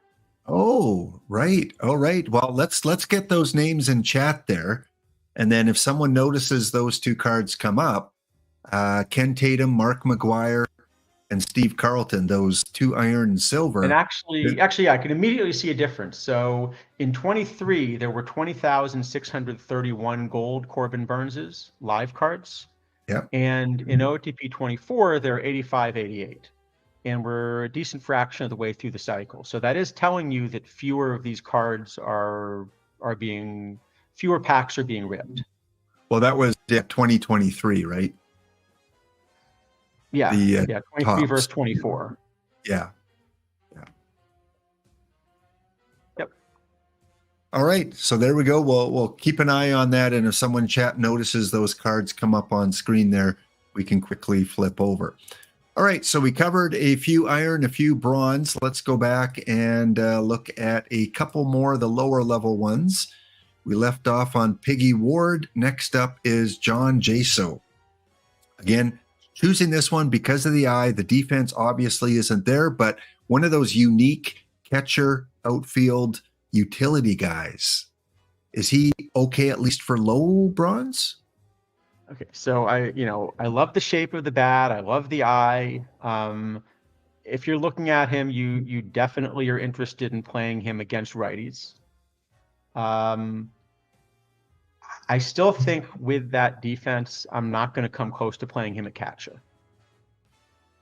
But I think this might just be the best, bat in bronze versus righties at the moment. So I think you might play this card as a DH. Don't know if there's anywhere in the field you can quite stick him even with that bat. Maybe at first. But I think you can just play him at DH. It makes sense, yeah, versus a righties. I can't think offhand of anyone with a better, combination of versus right-handed factors there. Okay. But I maybe, if you had a really tight kind of roster construction, I guess you could try to play him at DH and backup catcher, but I think you're just losing a lot at catcher to do it. Okay, Adam Everett. Again, here's kind of the opposite approach now. We talked about having the bat versus defense. Here's one that has the defense. Do you find a place on your bronze roster for Adam Everett? Well, I think it comes down to one important question. Do you have Ozzy? Because this card looks a lot like Ozzy, except that Ozzy also has a lot of eye, and this card doesn't. So Ozzy is basically going to give you the same kind of glove, but he's going to get on base a lot more. If you don't have Ozzy, then this is the next option. Vaughn and Stalker, better than a Vaughn and Stalker limited? Much better defense than Vaughn and Stalker. So for a lot of builds, you're probably going to put up with the bat because the defense is so good. But if you have Ozzy, you get the defense and you get a lot more of a bat. Yeah. Yeah, I see a few people talking about the numbers that they're showing on screen, especially for live cards. It depends on the level they're in too, in terms of the pull rate, because some, are an iron and then they get boosted to a silver and so on. So that does impact a little bit too. There's a bit of an impact there. So you probably want to, compare someone that was frozen and all that. But I think the point is just that this year, the change with Spotlight packs is that there are a lot fewer total packs being ripped. And of the packs that are ripped, a lot more of them are Spotlight packs or these other special packs, which are weighted towards historical cards. So a lot fewer copies of the live cards exist, but also because of the way Spotlights work, and not just Spotlights, but these other historical packs.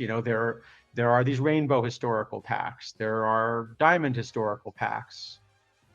What these are doing is they mean that in general, there are a lot fewer iron and bronze cards being ripped, both in terms of the live cards, there are just fewer of all of those, and also a lot fewer of the historical iron and bronzes. Okay, 2 more bronze to look at here. The baseball reference for Bartolo Colon. Even got some batting ratings there. The power probably a little bit too low. I think he has hit a couple home runs. Yeah, he very much did hit a home run. So, yeah, I mean, this Bartolo is a really solid card. I think he's probably, so I've got him basically the 5th overall starter in bronze right now. So I think you do want to play him if you can get him right now. I don't know that I would pay $10K for him or something, because I don't think he's that much of an upgrade as number 5 over number 6. But, so I do have him 5th, but, you could play Sal Magli instead of this card. You're not giving up that much and you're saving 10,000 points. And I doubt you're going to play enough bronzes quickly enough that it would be worth paying 10,000 points to get Cologne right now instead of waiting. Yeah. Where do you have Desjardins now? Because I know he used to be in the top 5. Is he like down to 6 to 10 somewhere in there now? Were you talking about McNally? You said, or Desjardins or Jim? Oh, Jim Deshaies. I think Deshaies is probably a little out of the top 10 now. Yeah, he's out of the top 10. Okay. So we got. I do like the card, but more. You want to be careful with the price, so maybe we'll go more with like a semi-Cologne. Chat, how much is he going for? Take a look on the card shop. What is this card currently going for? We saw some of the irons going for about 4,000 or not even listed. What's Bartolo selling for as a high bronze? 8K. Whoa. For a card that's not limited edition, yeah, that's pretty high. One more bronze. It's the same thing. It's because he's not in spotlights in any special way. And so if it's a card that people want and he's not in spotlights, this is what it used to be for all cards, right? Is that a new card would come out. There were only standard packs, basically. So all of the new cards would be 10 or 20K until enough of them got pulled, and then the price would slowly come down. The difference is the spotlight packs are kind of collapsing that much more quickly for everything silver and above, but not for the ones below that. And then our last bronze we want to look at is Toronto Blue Jay legend, Kevin Kiermaier. Man, oh man. Do you think of him as a Blue Jay legend? Well, I just look at the recent past. He did pretty well in Toronto this year. I think he's going to earn some coin wherever he ends up this year because of his year in Toronto. All right. Well, I know you like some of the bronze center fielders, Gilwater. You like who are the other ones from early on? Yeah. Yeah. So I think this is kind of funny because in almost every other level or position, I would have just said the bat's awful, don't even touch the card.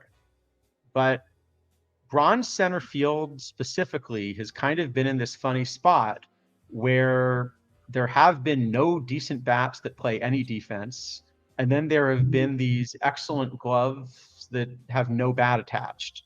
So I still have been playing Fielder Jones, kind of one way. Tyler Dowdett works pretty well versus lefties, but that actually means that it's a good platoon partner with a card like this.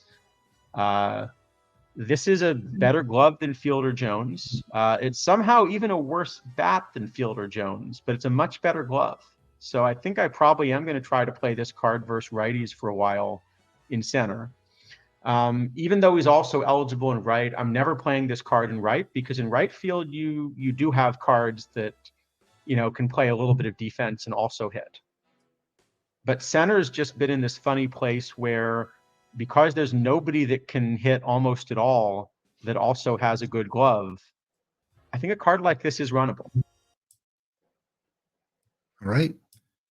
So yeah, we got some good playable bronze cards that came out on Tuesday. Again, pretty expensive. Chat, what's a Kiermaier going for? Are there any available right now?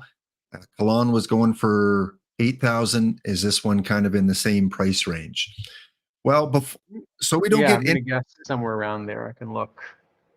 5K, Chess Safari is saying. Yeah, So yeah, you know what? He came out a day before Cologne, I guess. So there's one more day of pack pulls in there. weren't they the same date, both in Spores, or was the Baseball Reference a day? Yeah, I think Oh, wait. Cologne. I think Cologne came out yesterday. Yeah, so I think it's. So I think actually this is kind of what happens, right? Look, when a new card comes out, the people that are willing to pay the most are going to get it first. So the price should come down over time, and that's kind of what you're seeing. So that probably means if you wait one more day to get Cologne, you'll probably get him now for 5K. Excellent analysis. Cologne is at 8, came out yesterday. Kiermaier at 5, that came out 2 days ago. So tomorrow, maybe Cologne will be 5 again. All right. Well, I don't want to get interrupted by the break for our trivia. We will play it immediately after break. In the meantime, let's go and check out again the OOTP site. Let's take a look for some of those cards if you guys listed them to see if they show them there. And we will be back in 2 minutes' time. Enjoy some OOTP official channel. Oh, and did you figure out whether the Yeah, we got the new quiz. Oh, you New did? quiz. Okay. Good, Okay. because I know I always seem to make a mistake, reading the question. Yep.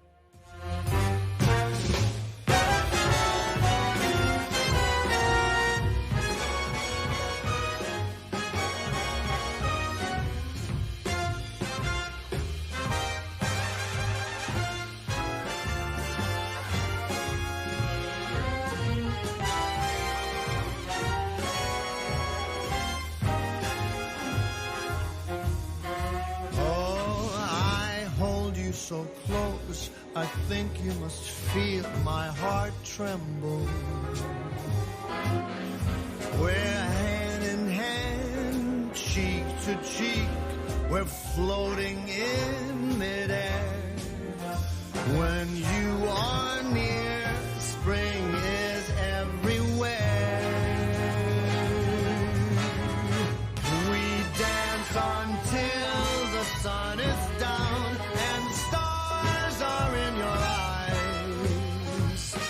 Spring is here, I feel it everywhere. You're so near, and love is in the air.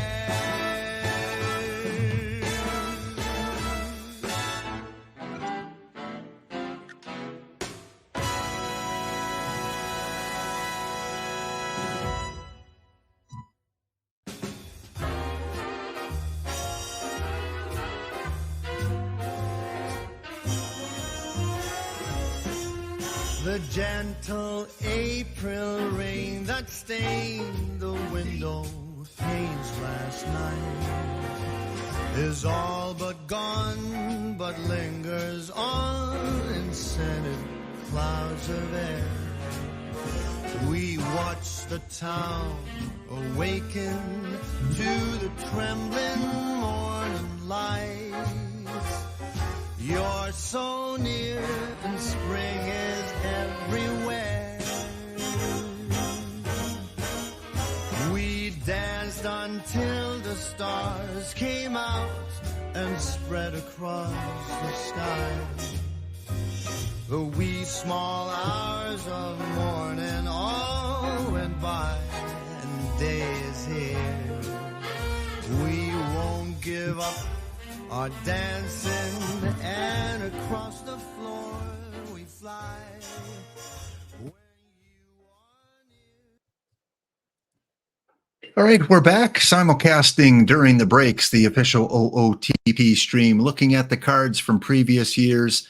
And you can see in the bottom right corner, as Charles mentioned earlier, how many of those cards were in the game for that cycle, whether it was 19, 20, 21, 22, 23, or this year. Wow, we've already gone through five cycles of OOTP. So very cool concept. I'm sure that's something they'll do in future holiday seasons too. So 12 silver packs you can get today, 6 from Out of the Park Development, 6 from affiliates. Thank you guys for spending your time with us today. All right, before we get to the trivia, I'm going to put the start quiz up there. You should see the instructions. Charles, again, you can confirm that when you see it show up. And All right. you And this is the let new them- one. The new one I sent you just to make sure I actually we have the correct Thanksgiving quiz. Hopefully. Yep, it is. It is 17 questions. Oh boy. All right. So the Thanksgiving instructions. themed. So which makes sense. Okay. Yep, I If can you're see it. new, Hopefully, everyone else can also. if you're new to our trivia contest, you need to connect your Twitch account to this little app that's showing. Go to the middle of your screen on the right-hand side. You'll see a little quiz kit icon. It's really small square. Click that and then go through the process to give permissions to use your Twitch name for the quiz. Once you do that, you should be in. We're playing for 5 standard packs for the winner and 5 standard packs for last place. Let's go back to our giveaway here, though, that we started a while ago. We're going to close this off. It's been up and running for a while. 10, 9, 8, 7, 6, 5, 4, 3, 2, 1. Again, exclamation ticket, exclamation enter. We'll give it another 10 seconds because of any delay. 28 entries so far. And we will close that off. I All love right. how you've got us on the 10-second delay just to Just because you never just know what we're to- going to say on air, right? We're just that kind of show. Yeah, exactly. All right. Our winner, our first 5-pack winner is Rojo Vancouver. I saw you in the chat a little earlier. Rojo Vancouver. I don't know if I have awarded you packs in the past. It's been a while. So Rojo, if you're in listening distance, please send me a quick whisper there, Rojo, and let me know what your perfect team username is, and we will get those accounts to you, or those packs to you. Again, it is Thanksgiving in the US. It could take 24, 48, 72 hours. Please be patient for all the winners today. And we're going to take a look at the bounty as well, since we should take a peek at what's going on there.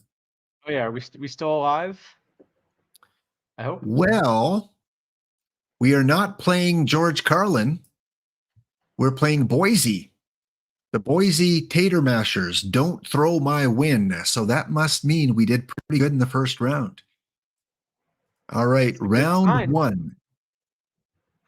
We lost the first game to Fussmucker, and then we came back and we won game 2 by a score of 2-0. Runs in the 8th and 9th. And game 3 was a 3-1 victory. So low scoring games, those home runs, I think, are being suppressed because of the ballpark. Low scoring, the only Nolan getting the win, Mike Timlin with his first save. So that put us to round. He is the only Nolan. Yep. And Saul Rogovin pitched 1 game. He is the player of the round for us. 6 hits, no earned runs. Round 2. Going up against Boise, we won the first game against the Tater Mashers 4-1. Erskine takes the win. Timlin with the second save. And neither team got a home run. Johnny Dickshot with a triple for the other team. But again, some low-scoring games. So we are up, and I think the next sim came in. So let me back out and go back in. Where are we? There we are. Yep, the next sim is in. So let's see if we get a bye, and then if we want to adjust our pitching at all. Although this would be game 5, so we wouldn't need to. Game 2 is a Hound/Warbot win. We win game 2 by a score of 3-2. Charles, All right. scored 2 in the 9th. Only getting 6 hits, but 6 hits was enough. Pappas goes the distance. Milt Pappas giving up 2 runs. One of them earned And 10 that's hits. why we have a 5th starter. Yes. There is the case where you need that 5th starter. So we are going to get a little bit of a rest, 1 game, which is good. and knocking out two of our opposition. Knocking out Don't Throw My Ball or Don't Throw My, forget the name here, Don't Throw My Win, I think. Don't Throw My Win. Yeah, Don't Throw My Win. And we beat Fussmucker barely 2-1. Next up, we are going to be taking on the Michigan Wolves. So both our sides of the bracket swept the series. The other side of the bracket are going to a game 3. We now play a very tough Wolfman 56 team. They Let's haven't lost see. yet, it looks like. Yeah, they are. Are they undefeated? 2-0, 2-0? Yeah. Yes. Yes, they beat the Dick Shots and then they beat the Gappers and Flappers. So let's just take a quick peek at them. The Wolves. So there's their pitching lineup: Suppan, Worthen, Harris. And hitters.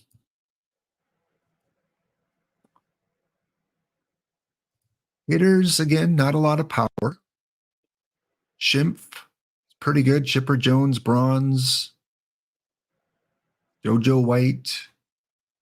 You know, I think we have a fighting chance. Kind of like our team. 9 pitchers. So we got Gorgo in the chat, actually. Hey, happy Thanksgiving, Gorgo, to you and your family. Good to see you, Gorgo. Your team's doing well, I hope. All right, so yeah, we are off to the Final Four, and it's the first time this tournament has fired. It's an iron to bronze. Looking forward to trying it out a little bit more, and we'll see in a bit. So what you're saying is we're in line for the secret 1,000-pack bonus for winning the first instance of a tournament. Yeah, was I not supposed to say that on there?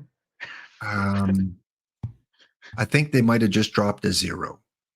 All right, let's complete this. Mark is complete.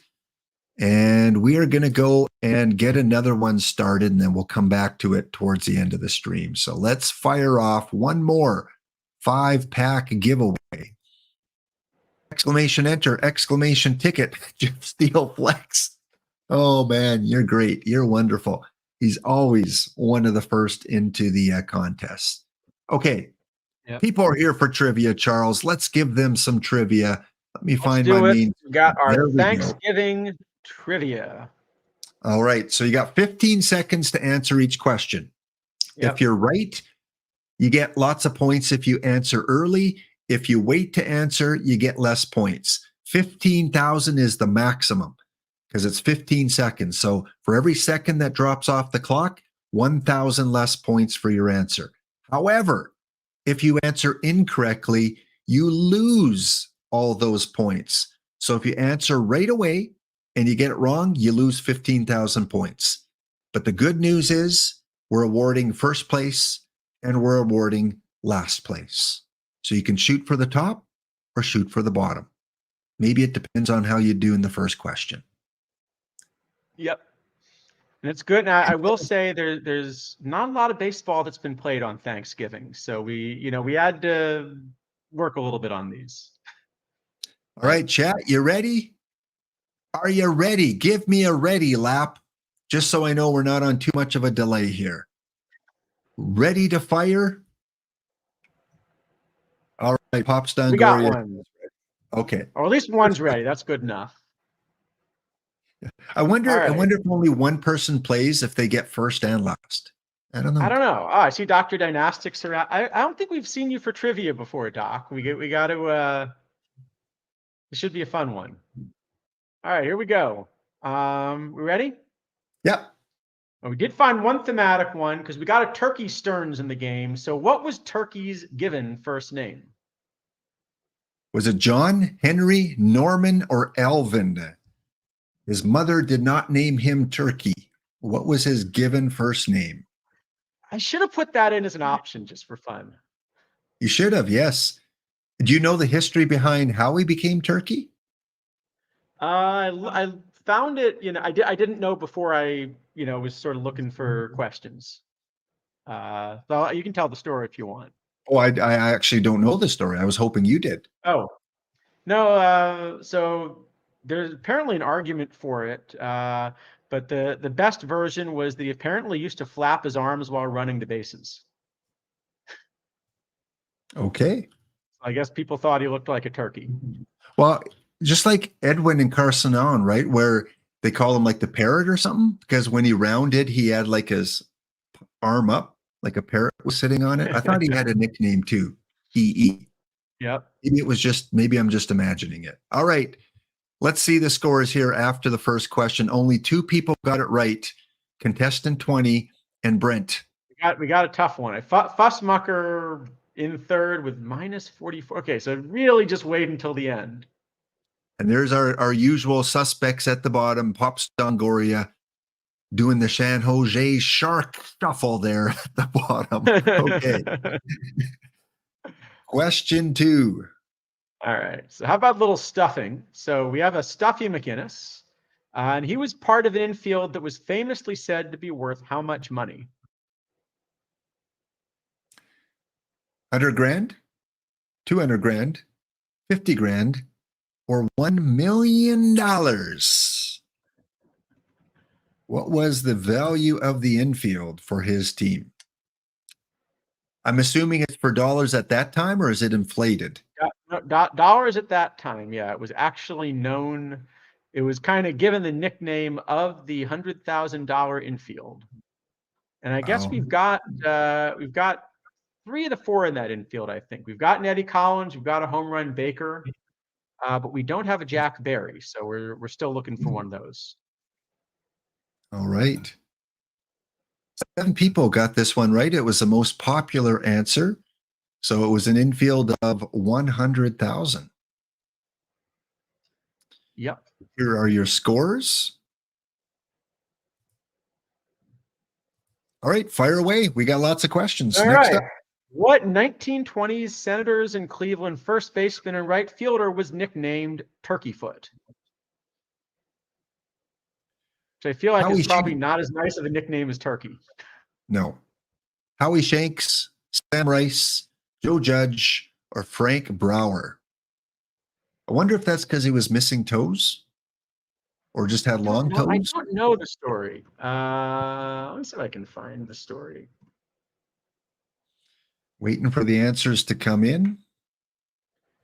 Doesn't say. Snailman might know.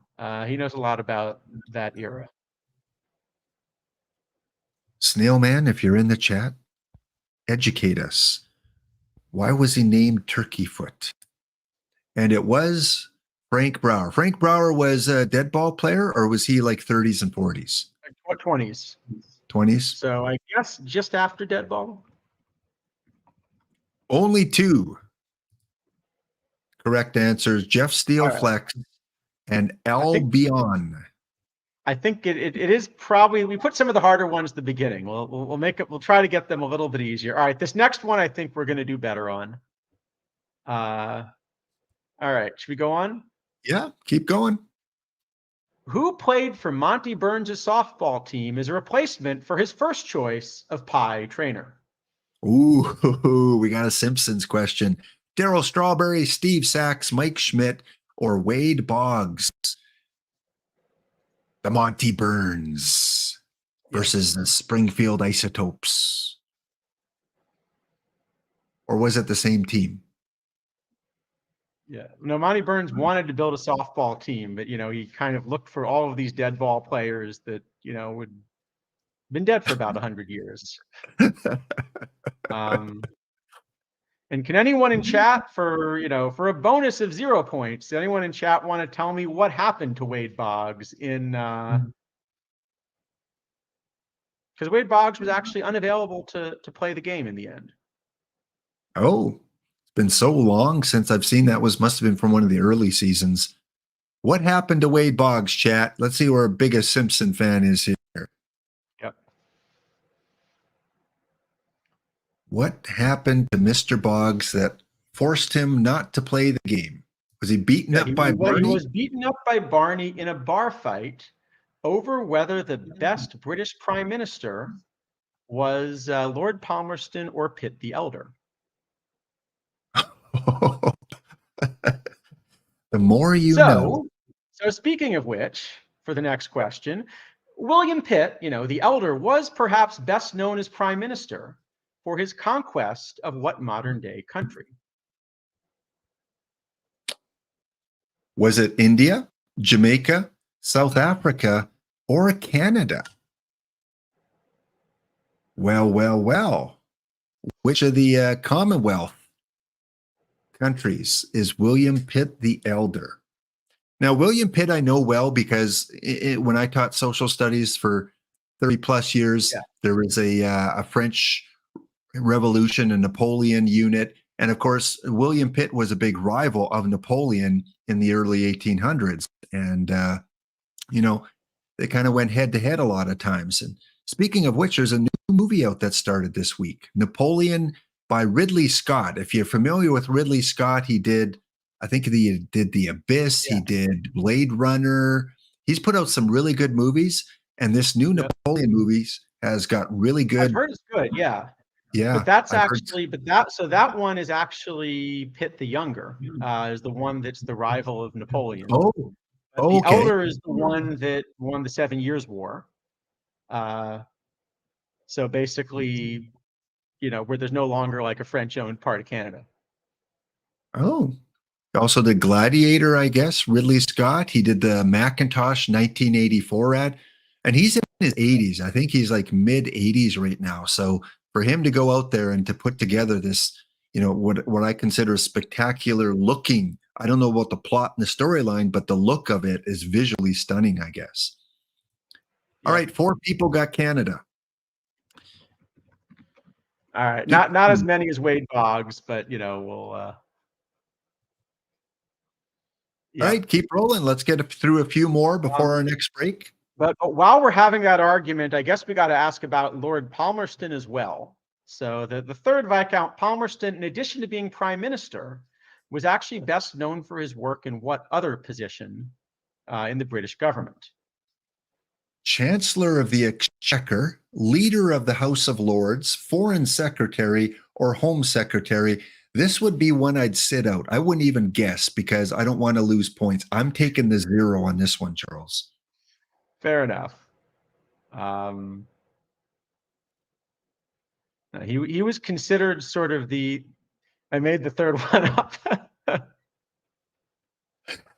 I don't know which the third one is, but yeah, because it comes in different order for everyone else. I'm guessing probably the Chancellor of the Exchequer. He's basically the guy that invented this idea of gunboat diplomacy, where if as you might imagine, you just send the gunboats into whatever port, and it's like, we got a big navy and you don't, so now let's negotiate.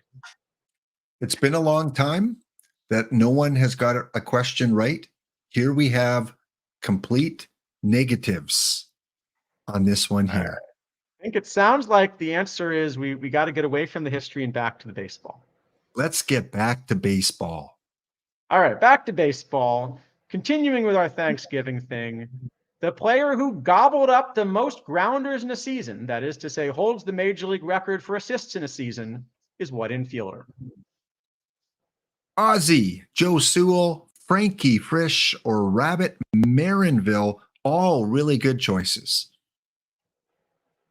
All players that gobbled up a lot of grounders.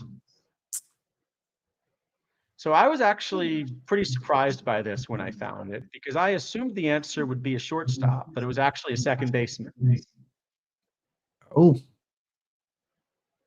You would think in an era that played more games too, right? Yeah. Two correct answers.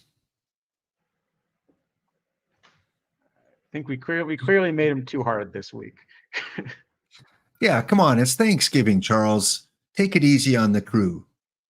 What do we got here? We've got, remember last week, well, maybe it was last week or the last time you were on, we had like 6 or 7 people over 100,000 points total by the end.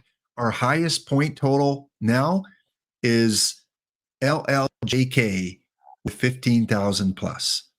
Coach is there hanging in, and Sean. Those are the only 3 in the positive right now.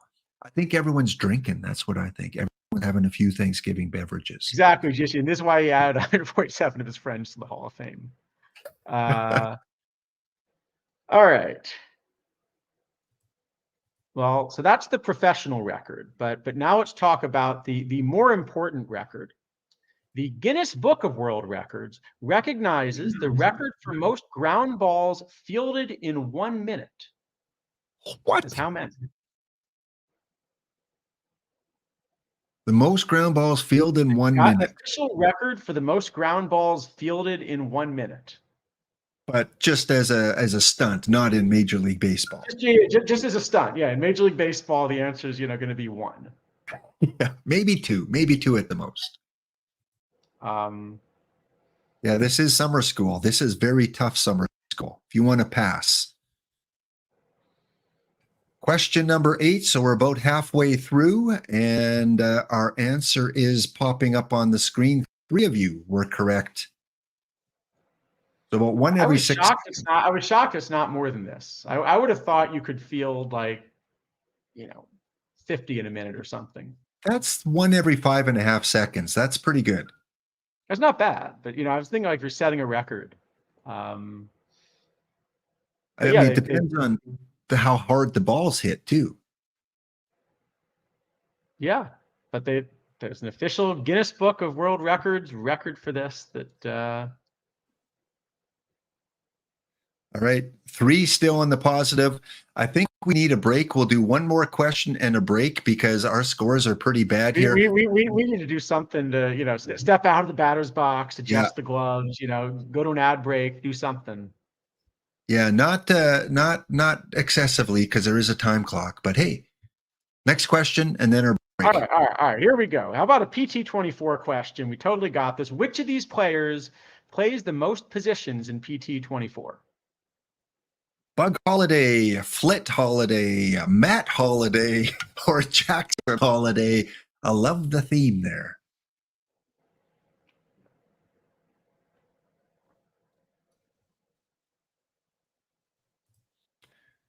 All right. Is it a Bug, a Flit, a Matt, or a Jackson for the most positions? I agree with Phil B. I think we can beat that record. I think as a community, we can beat this record. Which record is that? The 11. Oh. I think we could field 12 ground balls in a minute. Don't you? Not unless Ozzie Smith is on our team. It was the Bug. The Bug is the correct answer. All right, so heading into the break, we've got about 8 questions left. Here is our leaderboard after 8 questions. Coach G40 in first place, Sean Sullen second, and LLJK in third. Go ahead. Fussmucker always likes to make a late run. He's sitting there quietly, stealth in fourth place. All right, heading to a break. Back in 2 minutes. Got the main channel on the stream there. Take a look at some of the cards of the past, and some of those lives were created over 100,000 copies of. All right, back in 2 minutes. I'm gonna have to look at this.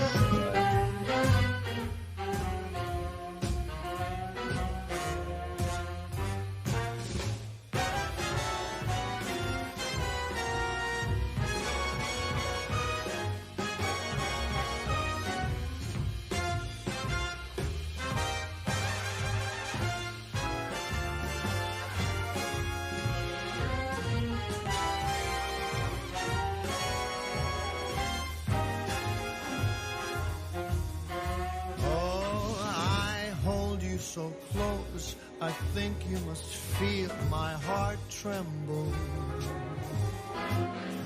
We're hand in hand, cheek to cheek, we're floating in midair. When you are near, spring is everywhere. We dance until the sun is down and stars are in your eyes. Spring is here, I feel it everywhere. You're so near and love is in the air.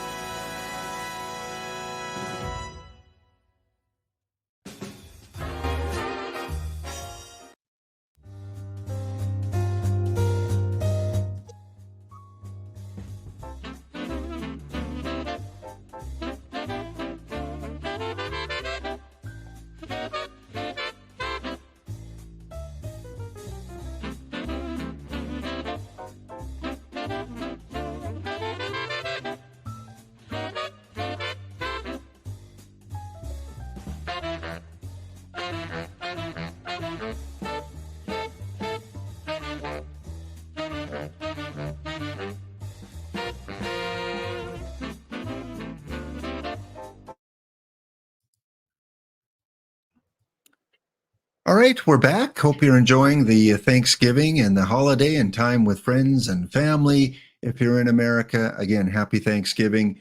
We are playing a little bit of trivia. We're about halfway through. Going to take a little bit of a time out here. The leaderboard is pretty scant right now in terms of positive scores. So Charles, let's do 3 of the silver cards, and then we'll come back and get to All right, trivia. yeah. See if we can, shake it off. Yeah. Lamar Hoyt came out yesterday. So again, his price is probably going to be pretty high. Chad, if you have a number for us, look him up in the card shop. I'm guessing maybe around 8,000 for Lamar Hoyt. Give us your take. Yeah, so I'm actually guessing some of these silvers are going to be a little bit cheaper, just because of the spotlight. I don't know, but I'm just guessing with the spotlights they'll be a little cheaper. So this is kind of a fun card because the control pretty close to as high as we've seen in the game. Like this is similar to the limited edition Phil Hughes, except this card has a lot more pitcher BABIP. So yeah, I think this is going to be a really solidly playable card. On release, I do have him more like number 3 or 4, I think, out of the silver starters. So I don't know how long he's going to stick around in the meta.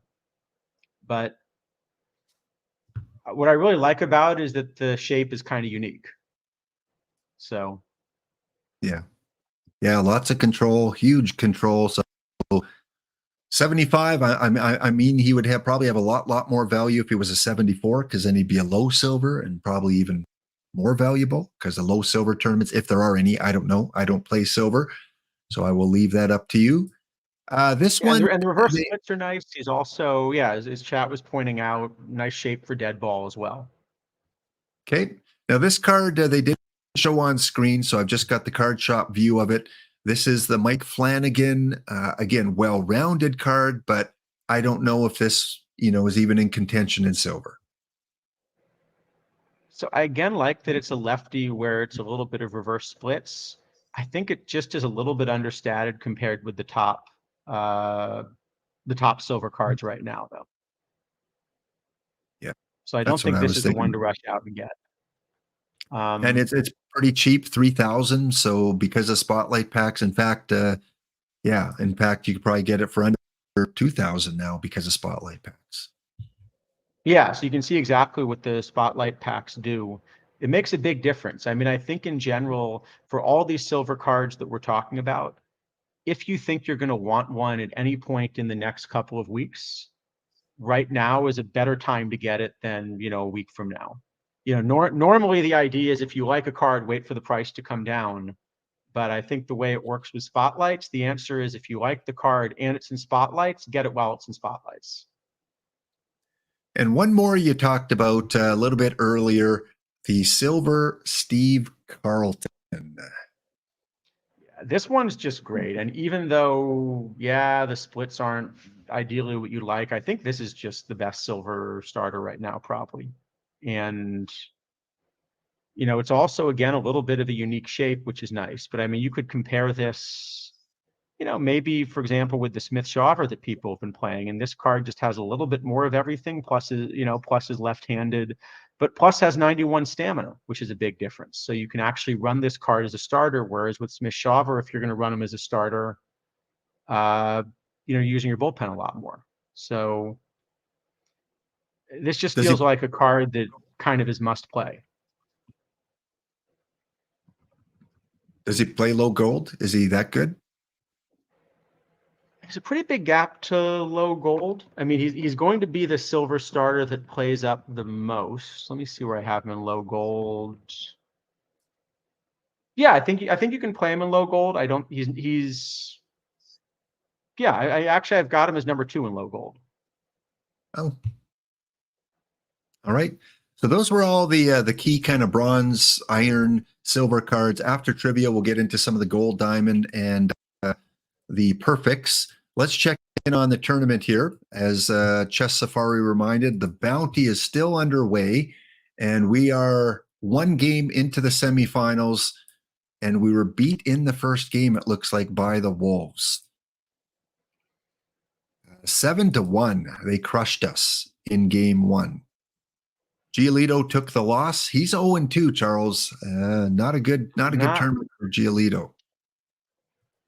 Then this card is 2-0. Did we get the Angels version? Yeah. I mean, when we look at these two pictures, and I said one of these is 0-2 and one of those is 2-0, most probably would go with the one on the left. Yeah, I think we got the Angels version. We got some version. The good news is, game 2, we have Mr. Rogovan, who has not given up a run yet. He's 1-0, pitched a complete game shutout. So we are going up against the Wolves. That's true. And if we could get past that, then we got the only Nolan going. So hopefully we have a lot of eye on our team here because we can take advantage of that control. And we got about 5 seconds before the sim comes in. So you know what? Let's do the next trivia question, and then we'll come back and take a look at how that game went. Read her off there for us, Charles. All right, where were we? Oh yeah, we just did the holiday question. How about this? How about which of these players is the only one, according to Baseball Reference, that actually has a positive career WAR?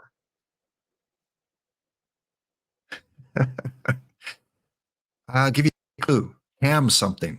Ham Schulte, It's Ham Patterson, Yeah, Ham. Ham Iberg, Yeah. or Ham Allen. The only one with a positive WAR according to Baseball Reference. Yeah, it turns out most of the Hams were just not that good. That's pretty salty there, Charles. It's pretty salty to say that. All right. Answers are wow, in. that's actually kind of incredible. So the answer to this actually served in the Civil War. Whoa. So we're talking 1870s. Yeah. And one person got this right. It was Monterdon, the only correct answer.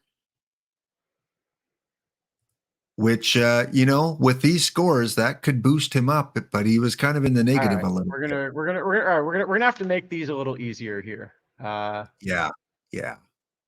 All right, let's go back in and check our tournament in game 2. How do we do? Well, that is the question, isn't it? How did we do? Up against the Michigan Wolves, game 2. Let's just take a peek at, is this the right game here? Who's starting? Dan Worthen? Yeah, it's the right game. Okay. Well, 0-0 after 1, 0-0 after 2, scoreless after 3, and after 4. In the 5th inning, we get one based on a single and a double by Bellhorn. Looking good. Oh, they tied up with a solo shot by Kevin Padlow, of all people. 1-1 going to the 7th. Tied up going to the 8th, Charles. Bottom of 8th. Can we sneak a Babe Ruth onto this team when they're not looking? I tried. I don't know any good hackers. Chico gets the go-ahead run in the bottom of the 8th for the Wolves. Top of 9. Stan Hack at the plate. Flies out. Nate grounds out. Brett Phillips flies out. And that will end likely our best result. If it's not our best result, it's tied for our best result because we never made the finals. Well, one of these weeks, but congrats to the Michigan Wolves, who still have not dropped a game. That is impressive. So Wolfman 56. I'm going to add your name to the winners here. Wolfman, capital W, capital M 56. Outstanding. You're going to like this kind of tournament, I think, because you are 6-0, my friend, and you're waiting on the winners between Vito's favorite cousins and the Tommy Knockers. Chadwick. It would have been fun to see Vito go up against George Carlin. That would have been a couple cool names. George versus Vito. All right. I'm proud of how you did, Charles. Next week, one of these weeks. Yeah, well, hey, I'm happy. Final four. Next question. All right. Where are we? All right, here we go. Oh, this was kind of a fun one because we always have to ask our Detroit question.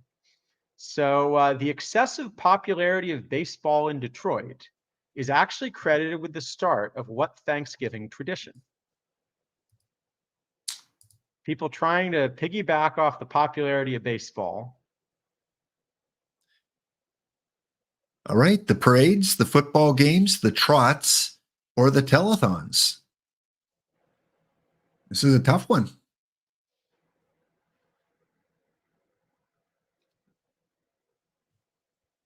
By the way, does anyone have any football scores in NFL scores?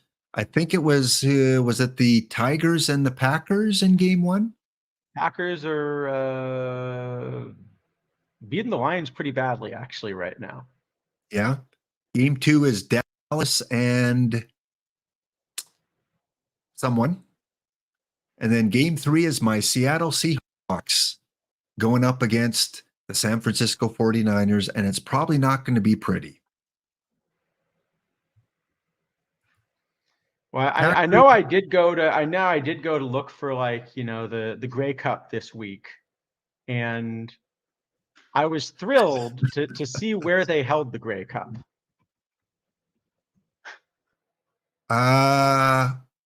Where was it, in Toronto? They held the Grey Cup.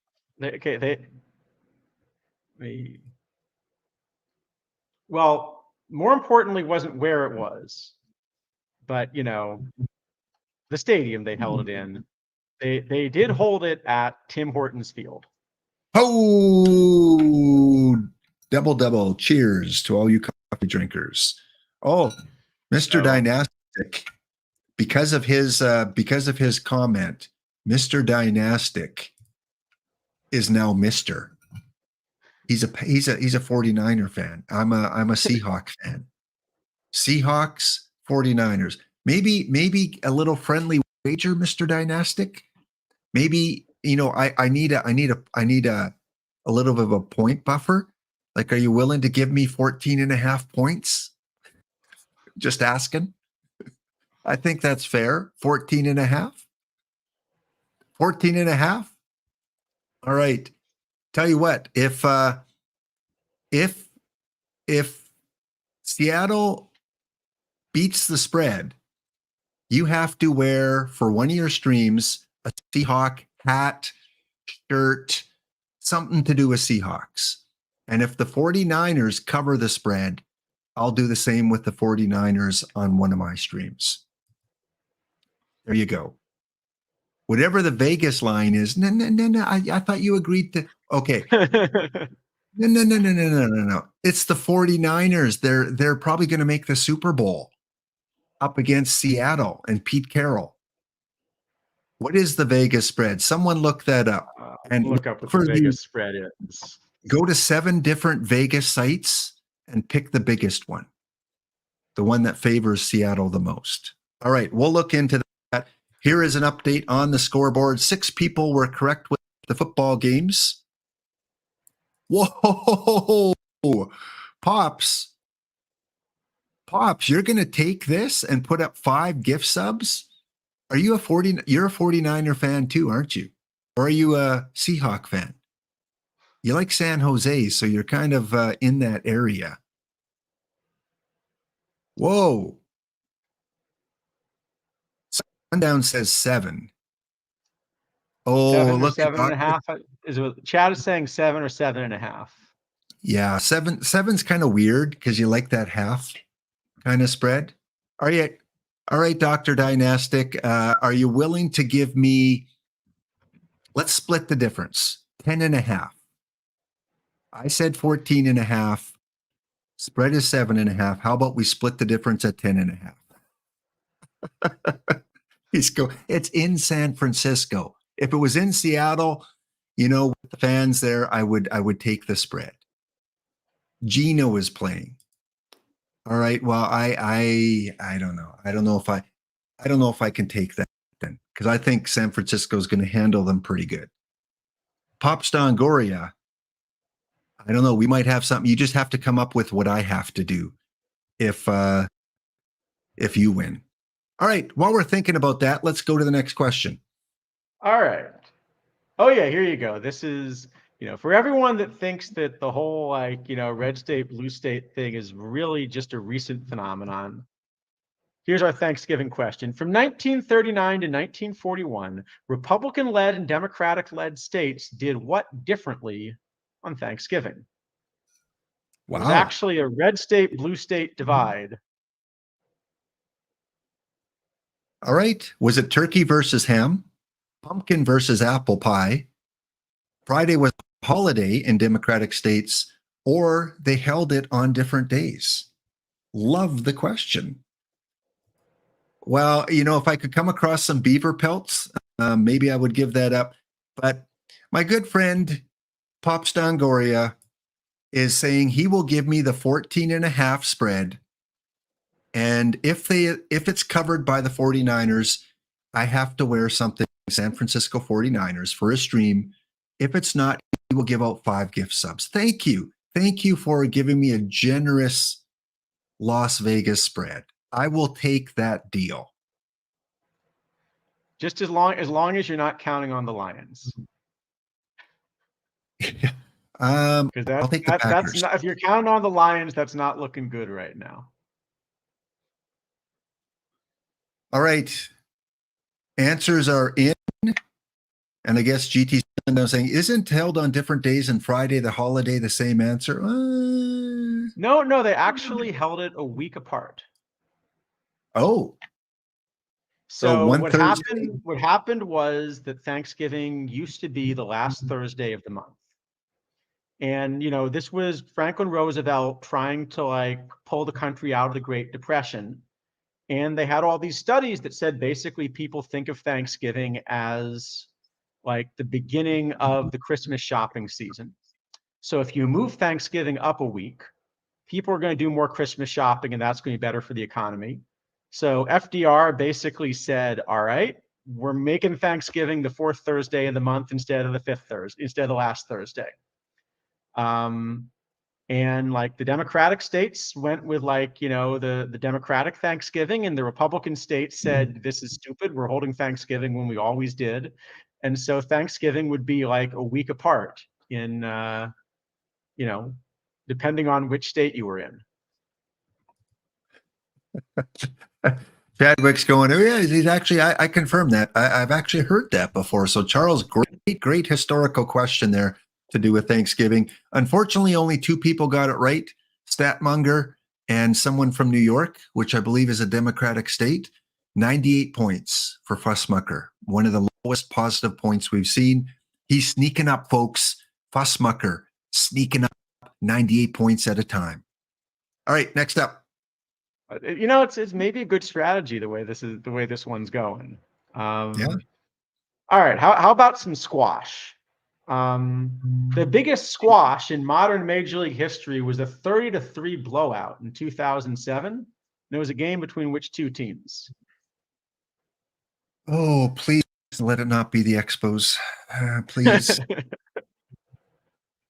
All right. 30-3 blowout. And I know there's some fans of some of these teams in the chat, so I'm sure you'll remember it very well, regardless of which end you were in on it. Do you know? I wonder if the home team, because I'm now curious exactly. There must have been some position players pitching in that game, right? Did the home team win or the visiting team? Oh boy, it was the visiting team too, which is not a good sign. Exactly. That's what I was thinking. GT, that little bit of clue there. Weren't they gone by then? Yeah, that's true. It's not the Expos. That's true. Actually, the crazy thing is the Orioles in this game appear to only have pitched 4 pitchers, and they were all real pitchers, no position players. Whew. What was the most runs in one inning? Let me see. Well, they collapsed at the end, so they were doing okay. They shut them out. They gave up 5 in the 4th, 9 in the 6th, and then 10 in the 8th, and 6 more in the 9th. Jeez. She only scored in 4 innings, but I see All who right. did the Well, most damage here. Fussmucker was the quickest in on that, and again, he's. I'm not counting out Fuss. He likes this slow move until the end. So with about 4 or 5 more questions to go, Sean So has the lead. Coach G in second, Statmonger in third, and at the bottom, it's a race between Mr. Joe Hobo, Jeff Steelflex, Chess Safari, and Pops Dongoria, our lowest 4 scores. Charles, what do you got next? So I've been having trouble finding a Canadian question, but just, since you have D Block Dragon on now, we came up with a German baseball question. Which of these was the birthplace? You read it. Can you read it in German? Can you read it in German? Probably not. Okay. Which of these was considered the birthplace of the most major league players, basically from the region we now call Germany? But The were more of them Confederation. born in, Yeah. Confederation, the Empire, West Germany, or current Germany. Yeah. This one's for D Block. There's actually a fifth. There was actually even one major league player that was born in what's just labeled as Soviet-occupied Germany. Oh, would that be East Germany? No, but in the period before it. Before that? Oh. Yeah. Like during the period that it was actually occupied, not, yeah. Should have put Prussia. That would have fooled some people. Prussia, but I don't think, I think that goes a little too far back. Yeah, 1876 is when Prussia unified to Germany. So it would have been, I think, wasn't that the first year of baseball, 1876? Yeah, but that would be like the German Confederation. I'm saying, that would be part of the Confederation. Yeah, right. Isn't that what Otto von Bismarck, wasn't he part of that? Yeah, he was part of unifying. Yeah. Yeah. And Kaiser Wilhelm, the great silver pitcher, wasn't he part of that too? So the funny thing is, Kaiser Wilhelm actually was not born in, the Kaiser Wilhelm that played baseball apparently actually just was not born in Germany. Really? Well, it's like Ron Canada, right? Ron Canada, wasn't he born in the US? He was born in Worcester, Ohio. Yeah. So, we got some of those funny names. All right. After question 14, 3 questions left. Our scoreboard, Sean, contestant 71, and Coach G are the top 3. I'm sure one of these contestant is Mr. Dynastic. Because I don't see him on the scoreboard, and I know he's playing. Oh, yeah. So if you're still doing that, click on Quiz Kit. If you mouse over the right side of the screen, click Quiz Kit, and then Manage Access, and just give it permission to see your user ID so you appear on the scoreboard. All right. And Don't Cut the D-Block Dragon is in the chat. Third last question. And hopefully got that one right. All right. One last turkey question for Thanksgiving. Okay, this was just the best I could do. Okay, I was really trying. I could not find a turkey-related baseball question, but there is one player of Turkish descent who's played in the NHL and is currently under contract to what team? I like your choices here. The Sharks, the Flyers, the Oilers, or the Coyotes. In America, do you say coyotes or coyotes? I'd say coyotes, but I guess maybe it's a regional thing. Yeah, in Canada, we usually say coyotes.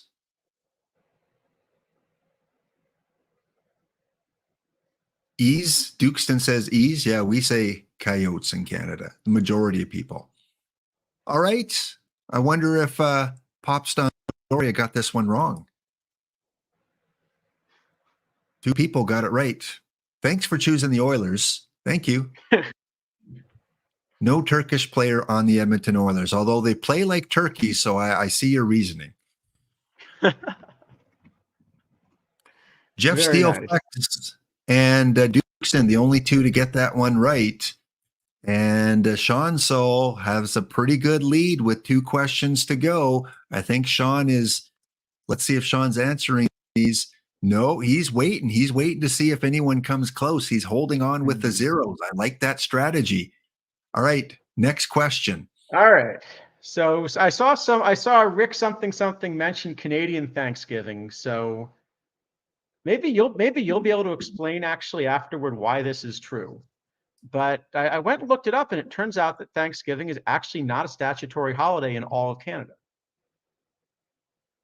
So which of these provinces actually does officially celebrate Thanksgiving as a holiday? PEI, New Brunswick, Nova Scotia, and Quebec, which is officially celebrating it as a holiday. I don't know. Do you know why this is?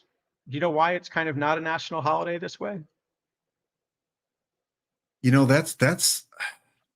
I thought it was a federal holiday, but provinces can designate holidays different than federal. Like Family Day is provincial holidays in some places in Canada, not other provinces. So I wonder if it's a federal holiday, but not necessarily a provincial holiday in many places. It's like, what's the only bilingual province, official bilingual province? You would think Quebec, right? But it's not. New Brunswick. But Quebec doesn't want to be bilingual. It just wants to speak French, I guess. Yeah. But it's actually New Brunswick. All right, here is the answer. And with 1 question left, we have a break kicking in. So good suspense. We'll be back for the last question and to wrap up the show in 2 minutes' time.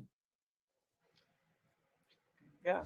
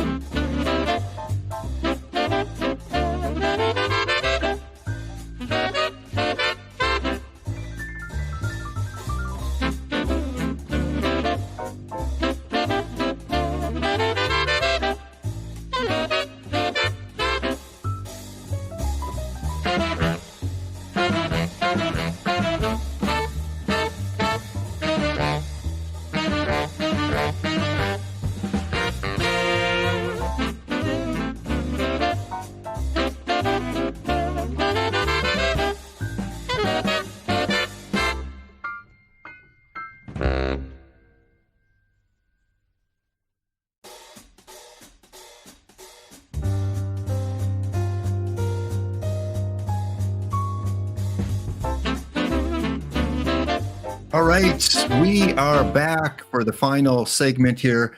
Mr. Dynastic.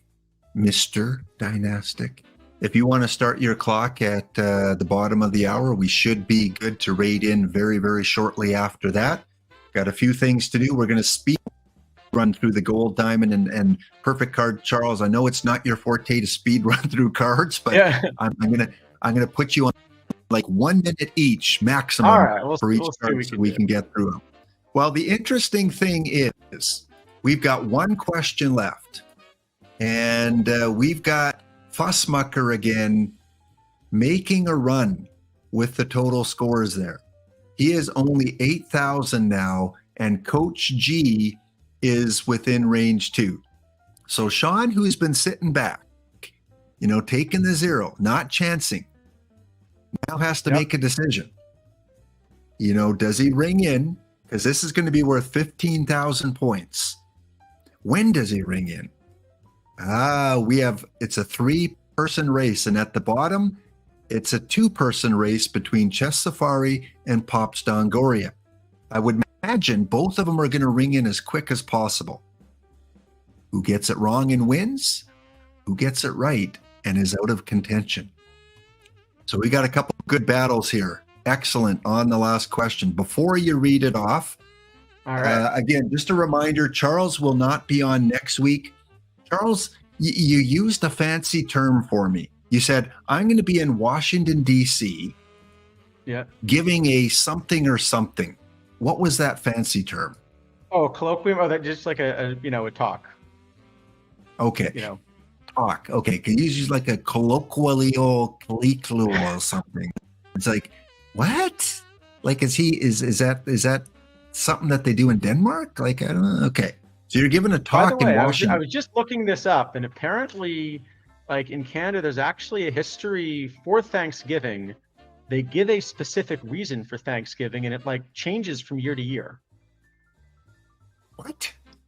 All right, I'm gonna send you a link, and you can Okay. you can show people. Ever been to Washington, D.C. before? So,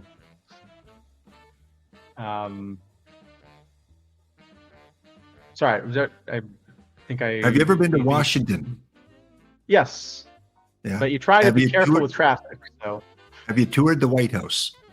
I don't think so. I might have as a kid, because as a little kid, they used to do trips to see some of the sites in Washington. Like the White House, the Capitol, some of the museums. I don't remember ever touring the White House. All right. Before we do the last question here, a reminder, Charles will not be on the Hawk Report. I'm working on another guest host for next week. I haven't heard back yet. We'll find someone to come on stream next week. And starting next week, we've got a new segment. I'm going to have fun with this one. You guys are going to have fun with this one. You know how we do the Hawk Report right after Twipped? Well, like any good sports show, they don't do a post-game show. They do a pre-game and post-game show. So yeah, starting next week, although we won't have Charles, we are going to have the Three Amigos pre-game Twip show, a 45-minute show where we will start at 11 a.m. Eastern and we will raid into Twip at 11:45. So you maximize your drops. And we are going to have Charles, myself, and a guy from New York you might have heard from before. Not EVC1. We have EVC2. That's going to be one of the Three Amigos. And we're going to have, 3 different segments. One of them you're familiar with, but we got a couple new things in the works. And we're excited to do that. Let's hype up the Twip show next Thursday, 11 a.m. And then we'll raid in, and then we'll do a regular show. They'll hopefully, come back into us, and we'll do the Hawk Report once it's done. So, Charles, you won't be part of this next week because, again, you're traveling. Right. So for you, maybe we'll find a amigo somewhere. And if any other affiliate or member of the community that, has streamed before or been on camera and be comfortable with it, I want this just to be a fun 45-minute open kind of, segment here. where we can hype up the new TWIP content. So send me a DM if you're an affiliate or another streamer that wants to be part of all you got to be is be interested, have some idea of like how PT works, and like the flyers. Yeah. Well, in Canada, we have a saying to do with flyers, but this is a G-rated stream, so we will hold up on that. So yeah, welcome to have community, other affiliates part of this to hype up the stream. And if you have an idea for your own little segment, if you want to be on, even better. Okay, last question, Charles. Who will our winner be? Last question. All right, here we go. We just did this Matrix series where Babe Ruth went around to all of the different cities and showed them that they too could not win a World Series. So my question is, in his trip to all these various parks, where did he hit the most home runs? Rewarding those who watched the Matrix series, where did Babe hit the most home runs? Was it Colorado, Arizona, Pittsburgh, or with the New York Yankees? Babe in the Matrix regular season home runs. Twice he hit 60. One of them was Cleveland, and the other one was 64 home runs in this city here. Will it be Sean Sol? Will it be Fussmucker? Will it be Pops Dongoria or Chess Safari at the bottom? Answers are in. 8 people got this right. Let's find out. Kind of a softball for you if you've been watching my streams. Not the part you would have thought, though. No. And Sean Sol answered correctly. Fussmucker answered correctly. Sean Sol answered it quickly enough to take the championship. So I think for the first time in trivia, Sean Sol 10 is our winner. Congratulations, Sean Sol 10. And at the bottom, was a hard stat. We'll have to make them a little easier next time, I think. We did end up with 6 people on the positive, so that's up from 3.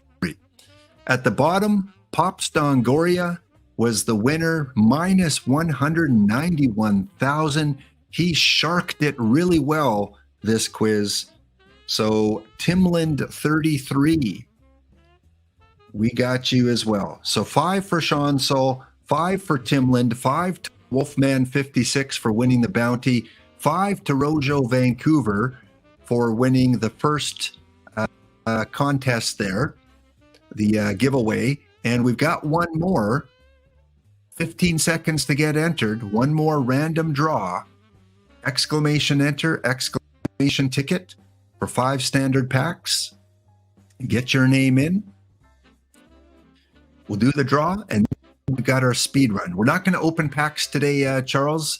We'll save that for next time because I do want to respect Mr. Dynastic's streaming time, and we will raid over there in about 10 to 15 minutes. 5, 4, 3, 2, 1. Giveaway is closed. All right. That was up there for a long enough time. 30 entrants. Our final giveaway winner of the stream is... Come on, Stream Elements. Give us a winner. Did they put it in chat? Sea Shockers. Sea Shockers. Sea Shockers. All right, Sea Shockers. I know you've won before, but I think it's been a while. So just to be safe, send me a whisper there, Sea Shocker. Let me know your perfect team account, and I'll fire that name off. Again, you might not get your packs until Monday because of the holiday. Maybe you'll get it over the weekend, but please be patient as it is Thanksgiving weekend. And, we want the team to have some time off. Okay, let's fire off each of these remaining cards. Jonathan Broxton. Anything much to say about this one? I put it on because I wanted to test myself. I said probably not good enough for full gold, probably not even good enough for low gold, but maybe fringe low gold. How am I doing? Yeah, I think I've got him kind of playable in low gold, barely, but probably doesn't play up. Okay, enough Yeah. said about that one. So it's an option for you in low gold. Moving on, Dallas Keuchel. This one here, again, I think it's got a good dead ball build. The home run suppression's kind of high for dead ball, but again, kind of on the verge of low gold pitcher, but probably better than the Broxton. I think the big problem here is he's a lot worse against righties. So the more righties are available, the tougher it's going to be. I think I'd be careful running him even in low gold. But what I might do is I might run him in a low gold cap if you think you're going to see mostly left-handed hitters. All right, good. We got the Speedy Charles on here. I'm liking this. You said we're going speed round, you know. Next up, Gary Sheffield. And Can we for Sheffield, can we just say Yankee and move on? It's a Dodger, though. Look at it. He's a Dodger card. All right, and it does look like a Dodger card, but I think we can just say Yankee and move on. But before we'll move on from him. But I brought him up because he was released this week, and on the 2024 Baseball Hall of Fame ballot, he is on his 10th and final appearance. I don't think he gets in. I don't see him as a Hall of Famer. Great player, but I don't see him as a Hall of Famer. We do have some new people on, including Jose Bautista, who, again, I don't see as a Hall of Famer, but good to see him on the ballot. Adrian Beltre, first year. Colon, Gonzalez, Matt Holliday, Reyes, Mauer, Phillips, Utley, James Shield, and David Wright, all first time. So the only one that will drop off is Gary Sheffield. So before we go back to the cards, give me two names as a baseball fan. Two of these players, other than Beltre, who I think is a shoe-in, who should be in the ball. That's tough. I think Helton probably still was good enough outside Colorado that he probably should be. And I don't know that the player is overall good enough, but I just loved watching Omar Vizquel.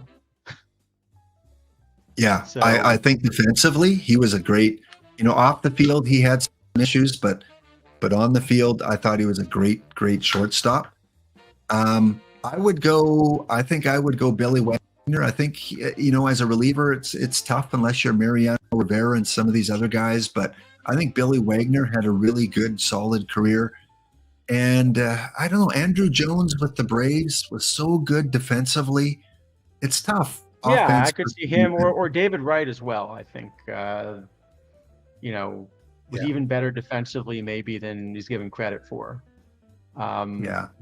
The one that hurts me the most as a fan is Manny, but I think both Manny and A-Rod, like Sheffield, I don't think I'd be voting for. Yeah. Okay, so there is your 2024 Baseball Hall of Fame ballot. I would go Wagner, Beltre, and either Helton or Andrew Jones. One of those two as kind of my top three. All right. How so do you feel about A-Rod? Would you vote for him? I'd have to read up on the criteria for the Baseball Hall of Fame, and really like a contract, really see what is all part of that.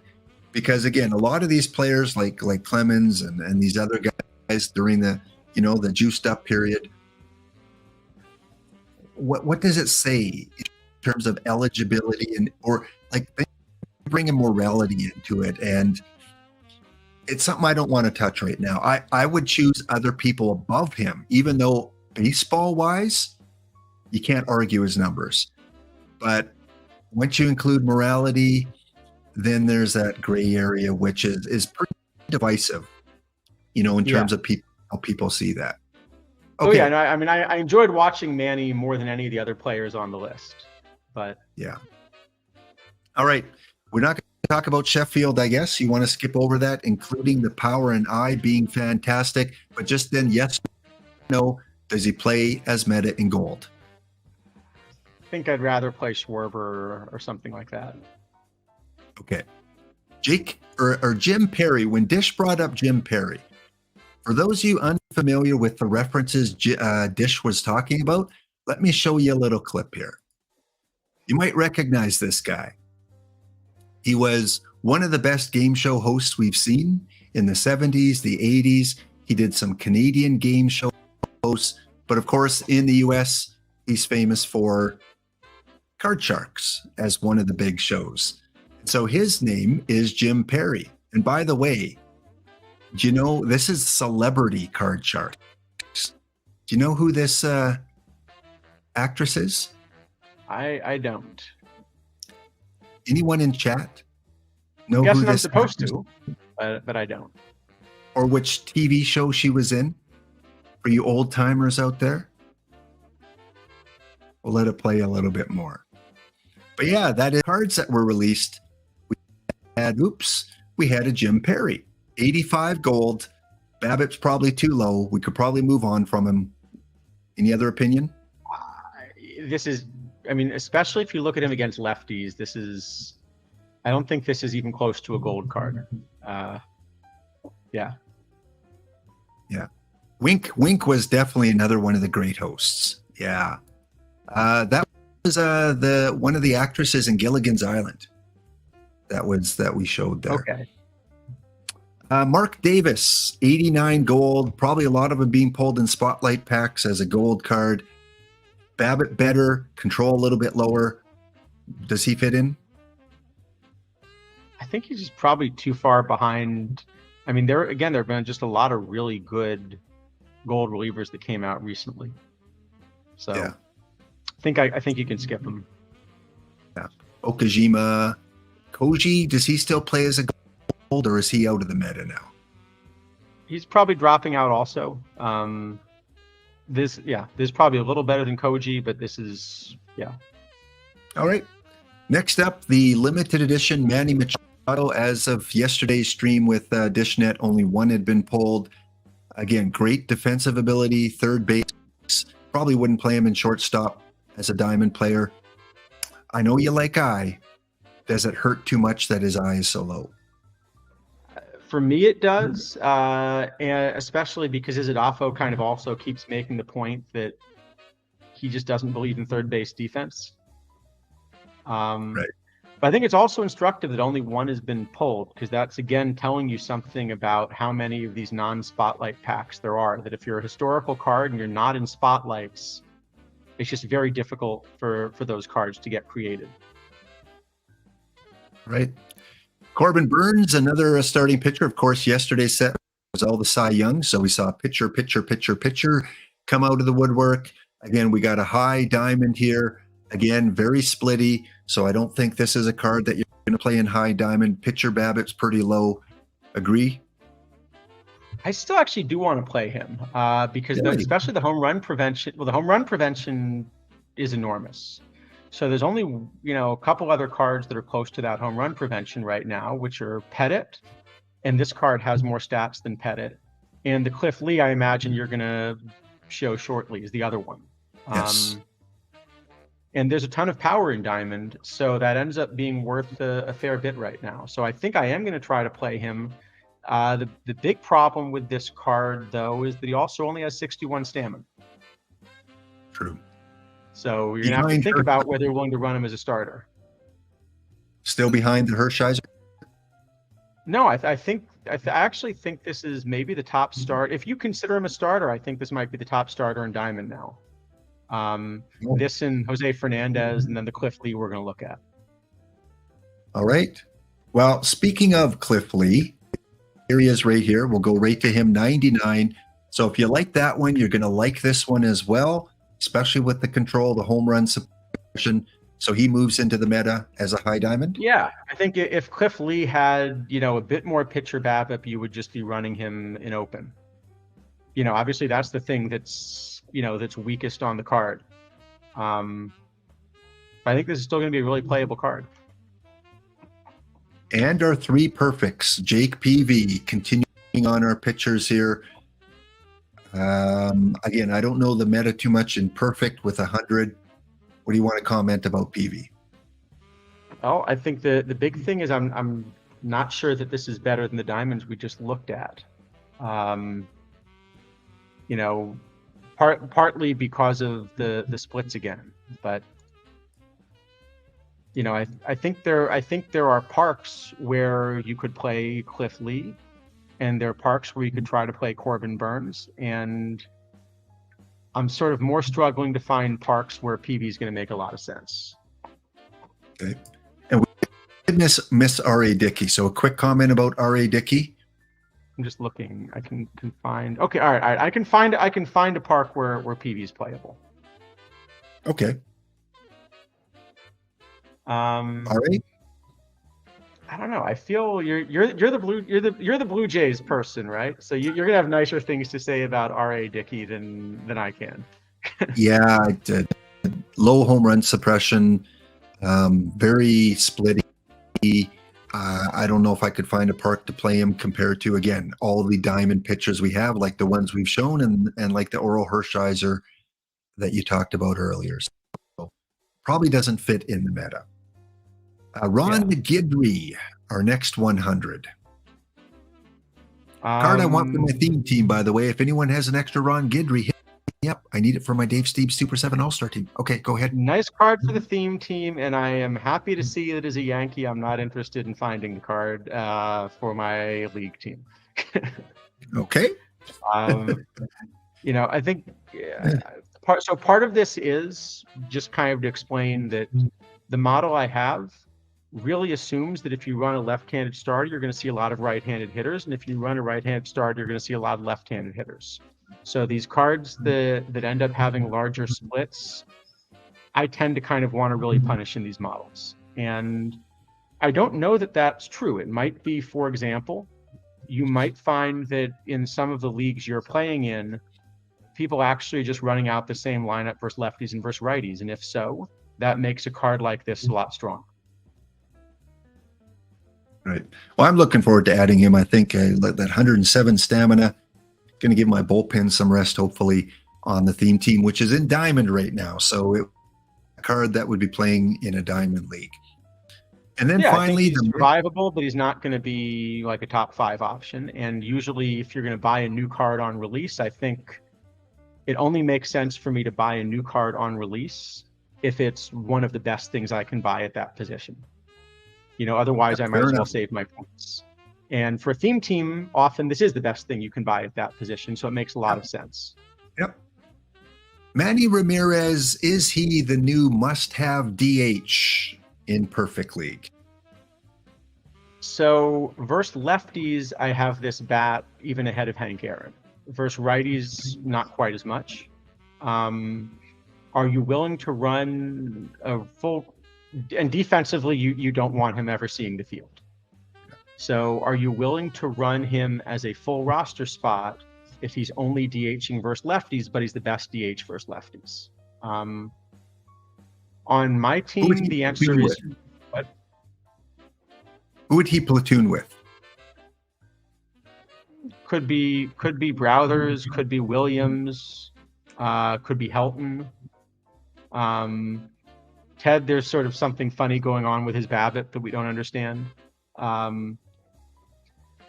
So I think the answer to that depends on how many lefties you see, but also very much your park. So I'm running Naven right now, which is a very right-handed heavy and right-handed power heavy park.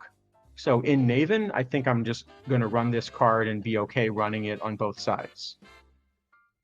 Okay. Question from the chat. Park, I'm not sure. Oh, the stamina won't translate directly out of the pen.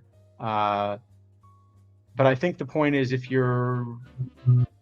So in general, right now I guess you're asking about the 61 stamina for Burns. So if you're thinking about him for the league, right now, the players that are listed as relievers tend to be better than the converted starters. So generally, your 6th starter isn't actually in the bullpen. Your 6th starter is just kind of on the, you know, outside of your roster.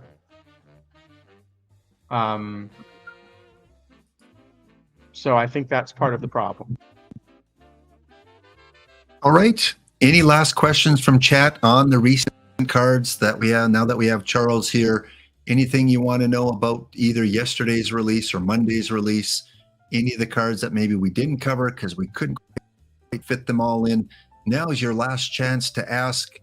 We'll give it about 30 seconds, and then we are out of here. Charles, We made been it. a long We day got. for We you, got. Charles. Can we promote him back to Dr. Dynastic? I think he's got his stream going. Yeah, we can. I said we'd be there within 10 minutes at the bottom of the hour, and we're just going to make it in. So, Charles, have a safe trip to DC next week. We'll see you back in 2 weeks' time on the pregame show, and then our regular show. Have fun ripping. And your main team, baseball team, in Diamond this week? We're in Diamond. We're doing what we do every single week. We win 115 games in Diamond, lose the playoffs, and we get to go try it again the next week. I think we're on pace. I have to figure out how we can look this up, but I think we're on pace just to have the most wins in Diamond this cycle, because we keep winning in the regular season and not so much on Sundays. Okay. Don't touch that dial. We're going right over to Dr. Dynastic. So gobble, Packers S+, Lions F-. Oh yeah, I didn't check on that. Did that change? Nope. Looks like the Packers are still S+ing. Packers are still F+. Go Seahawks. Got a lot riding on that game with Pop Stongoria. Again, congratulations to our pack winners today. And as mentioned, someone said, Lap, the bounty is over. So as we go out, I'll leave it on the screen here as I set up the raid to Dr. Dynastic. Here it is here. Congratulations go out to Chadwick's Tommy Knockers for winning the tournament and the in-game packs. And again, to the Michigan Wolves, who win 5 from me, from the team, and 1 from in-game. Good stuff. See you, Charles. See it. We're here for a good time, not a long time. So have a good time. The sun can't shine every day. Happy Thanksgiving. We'll see you next episode.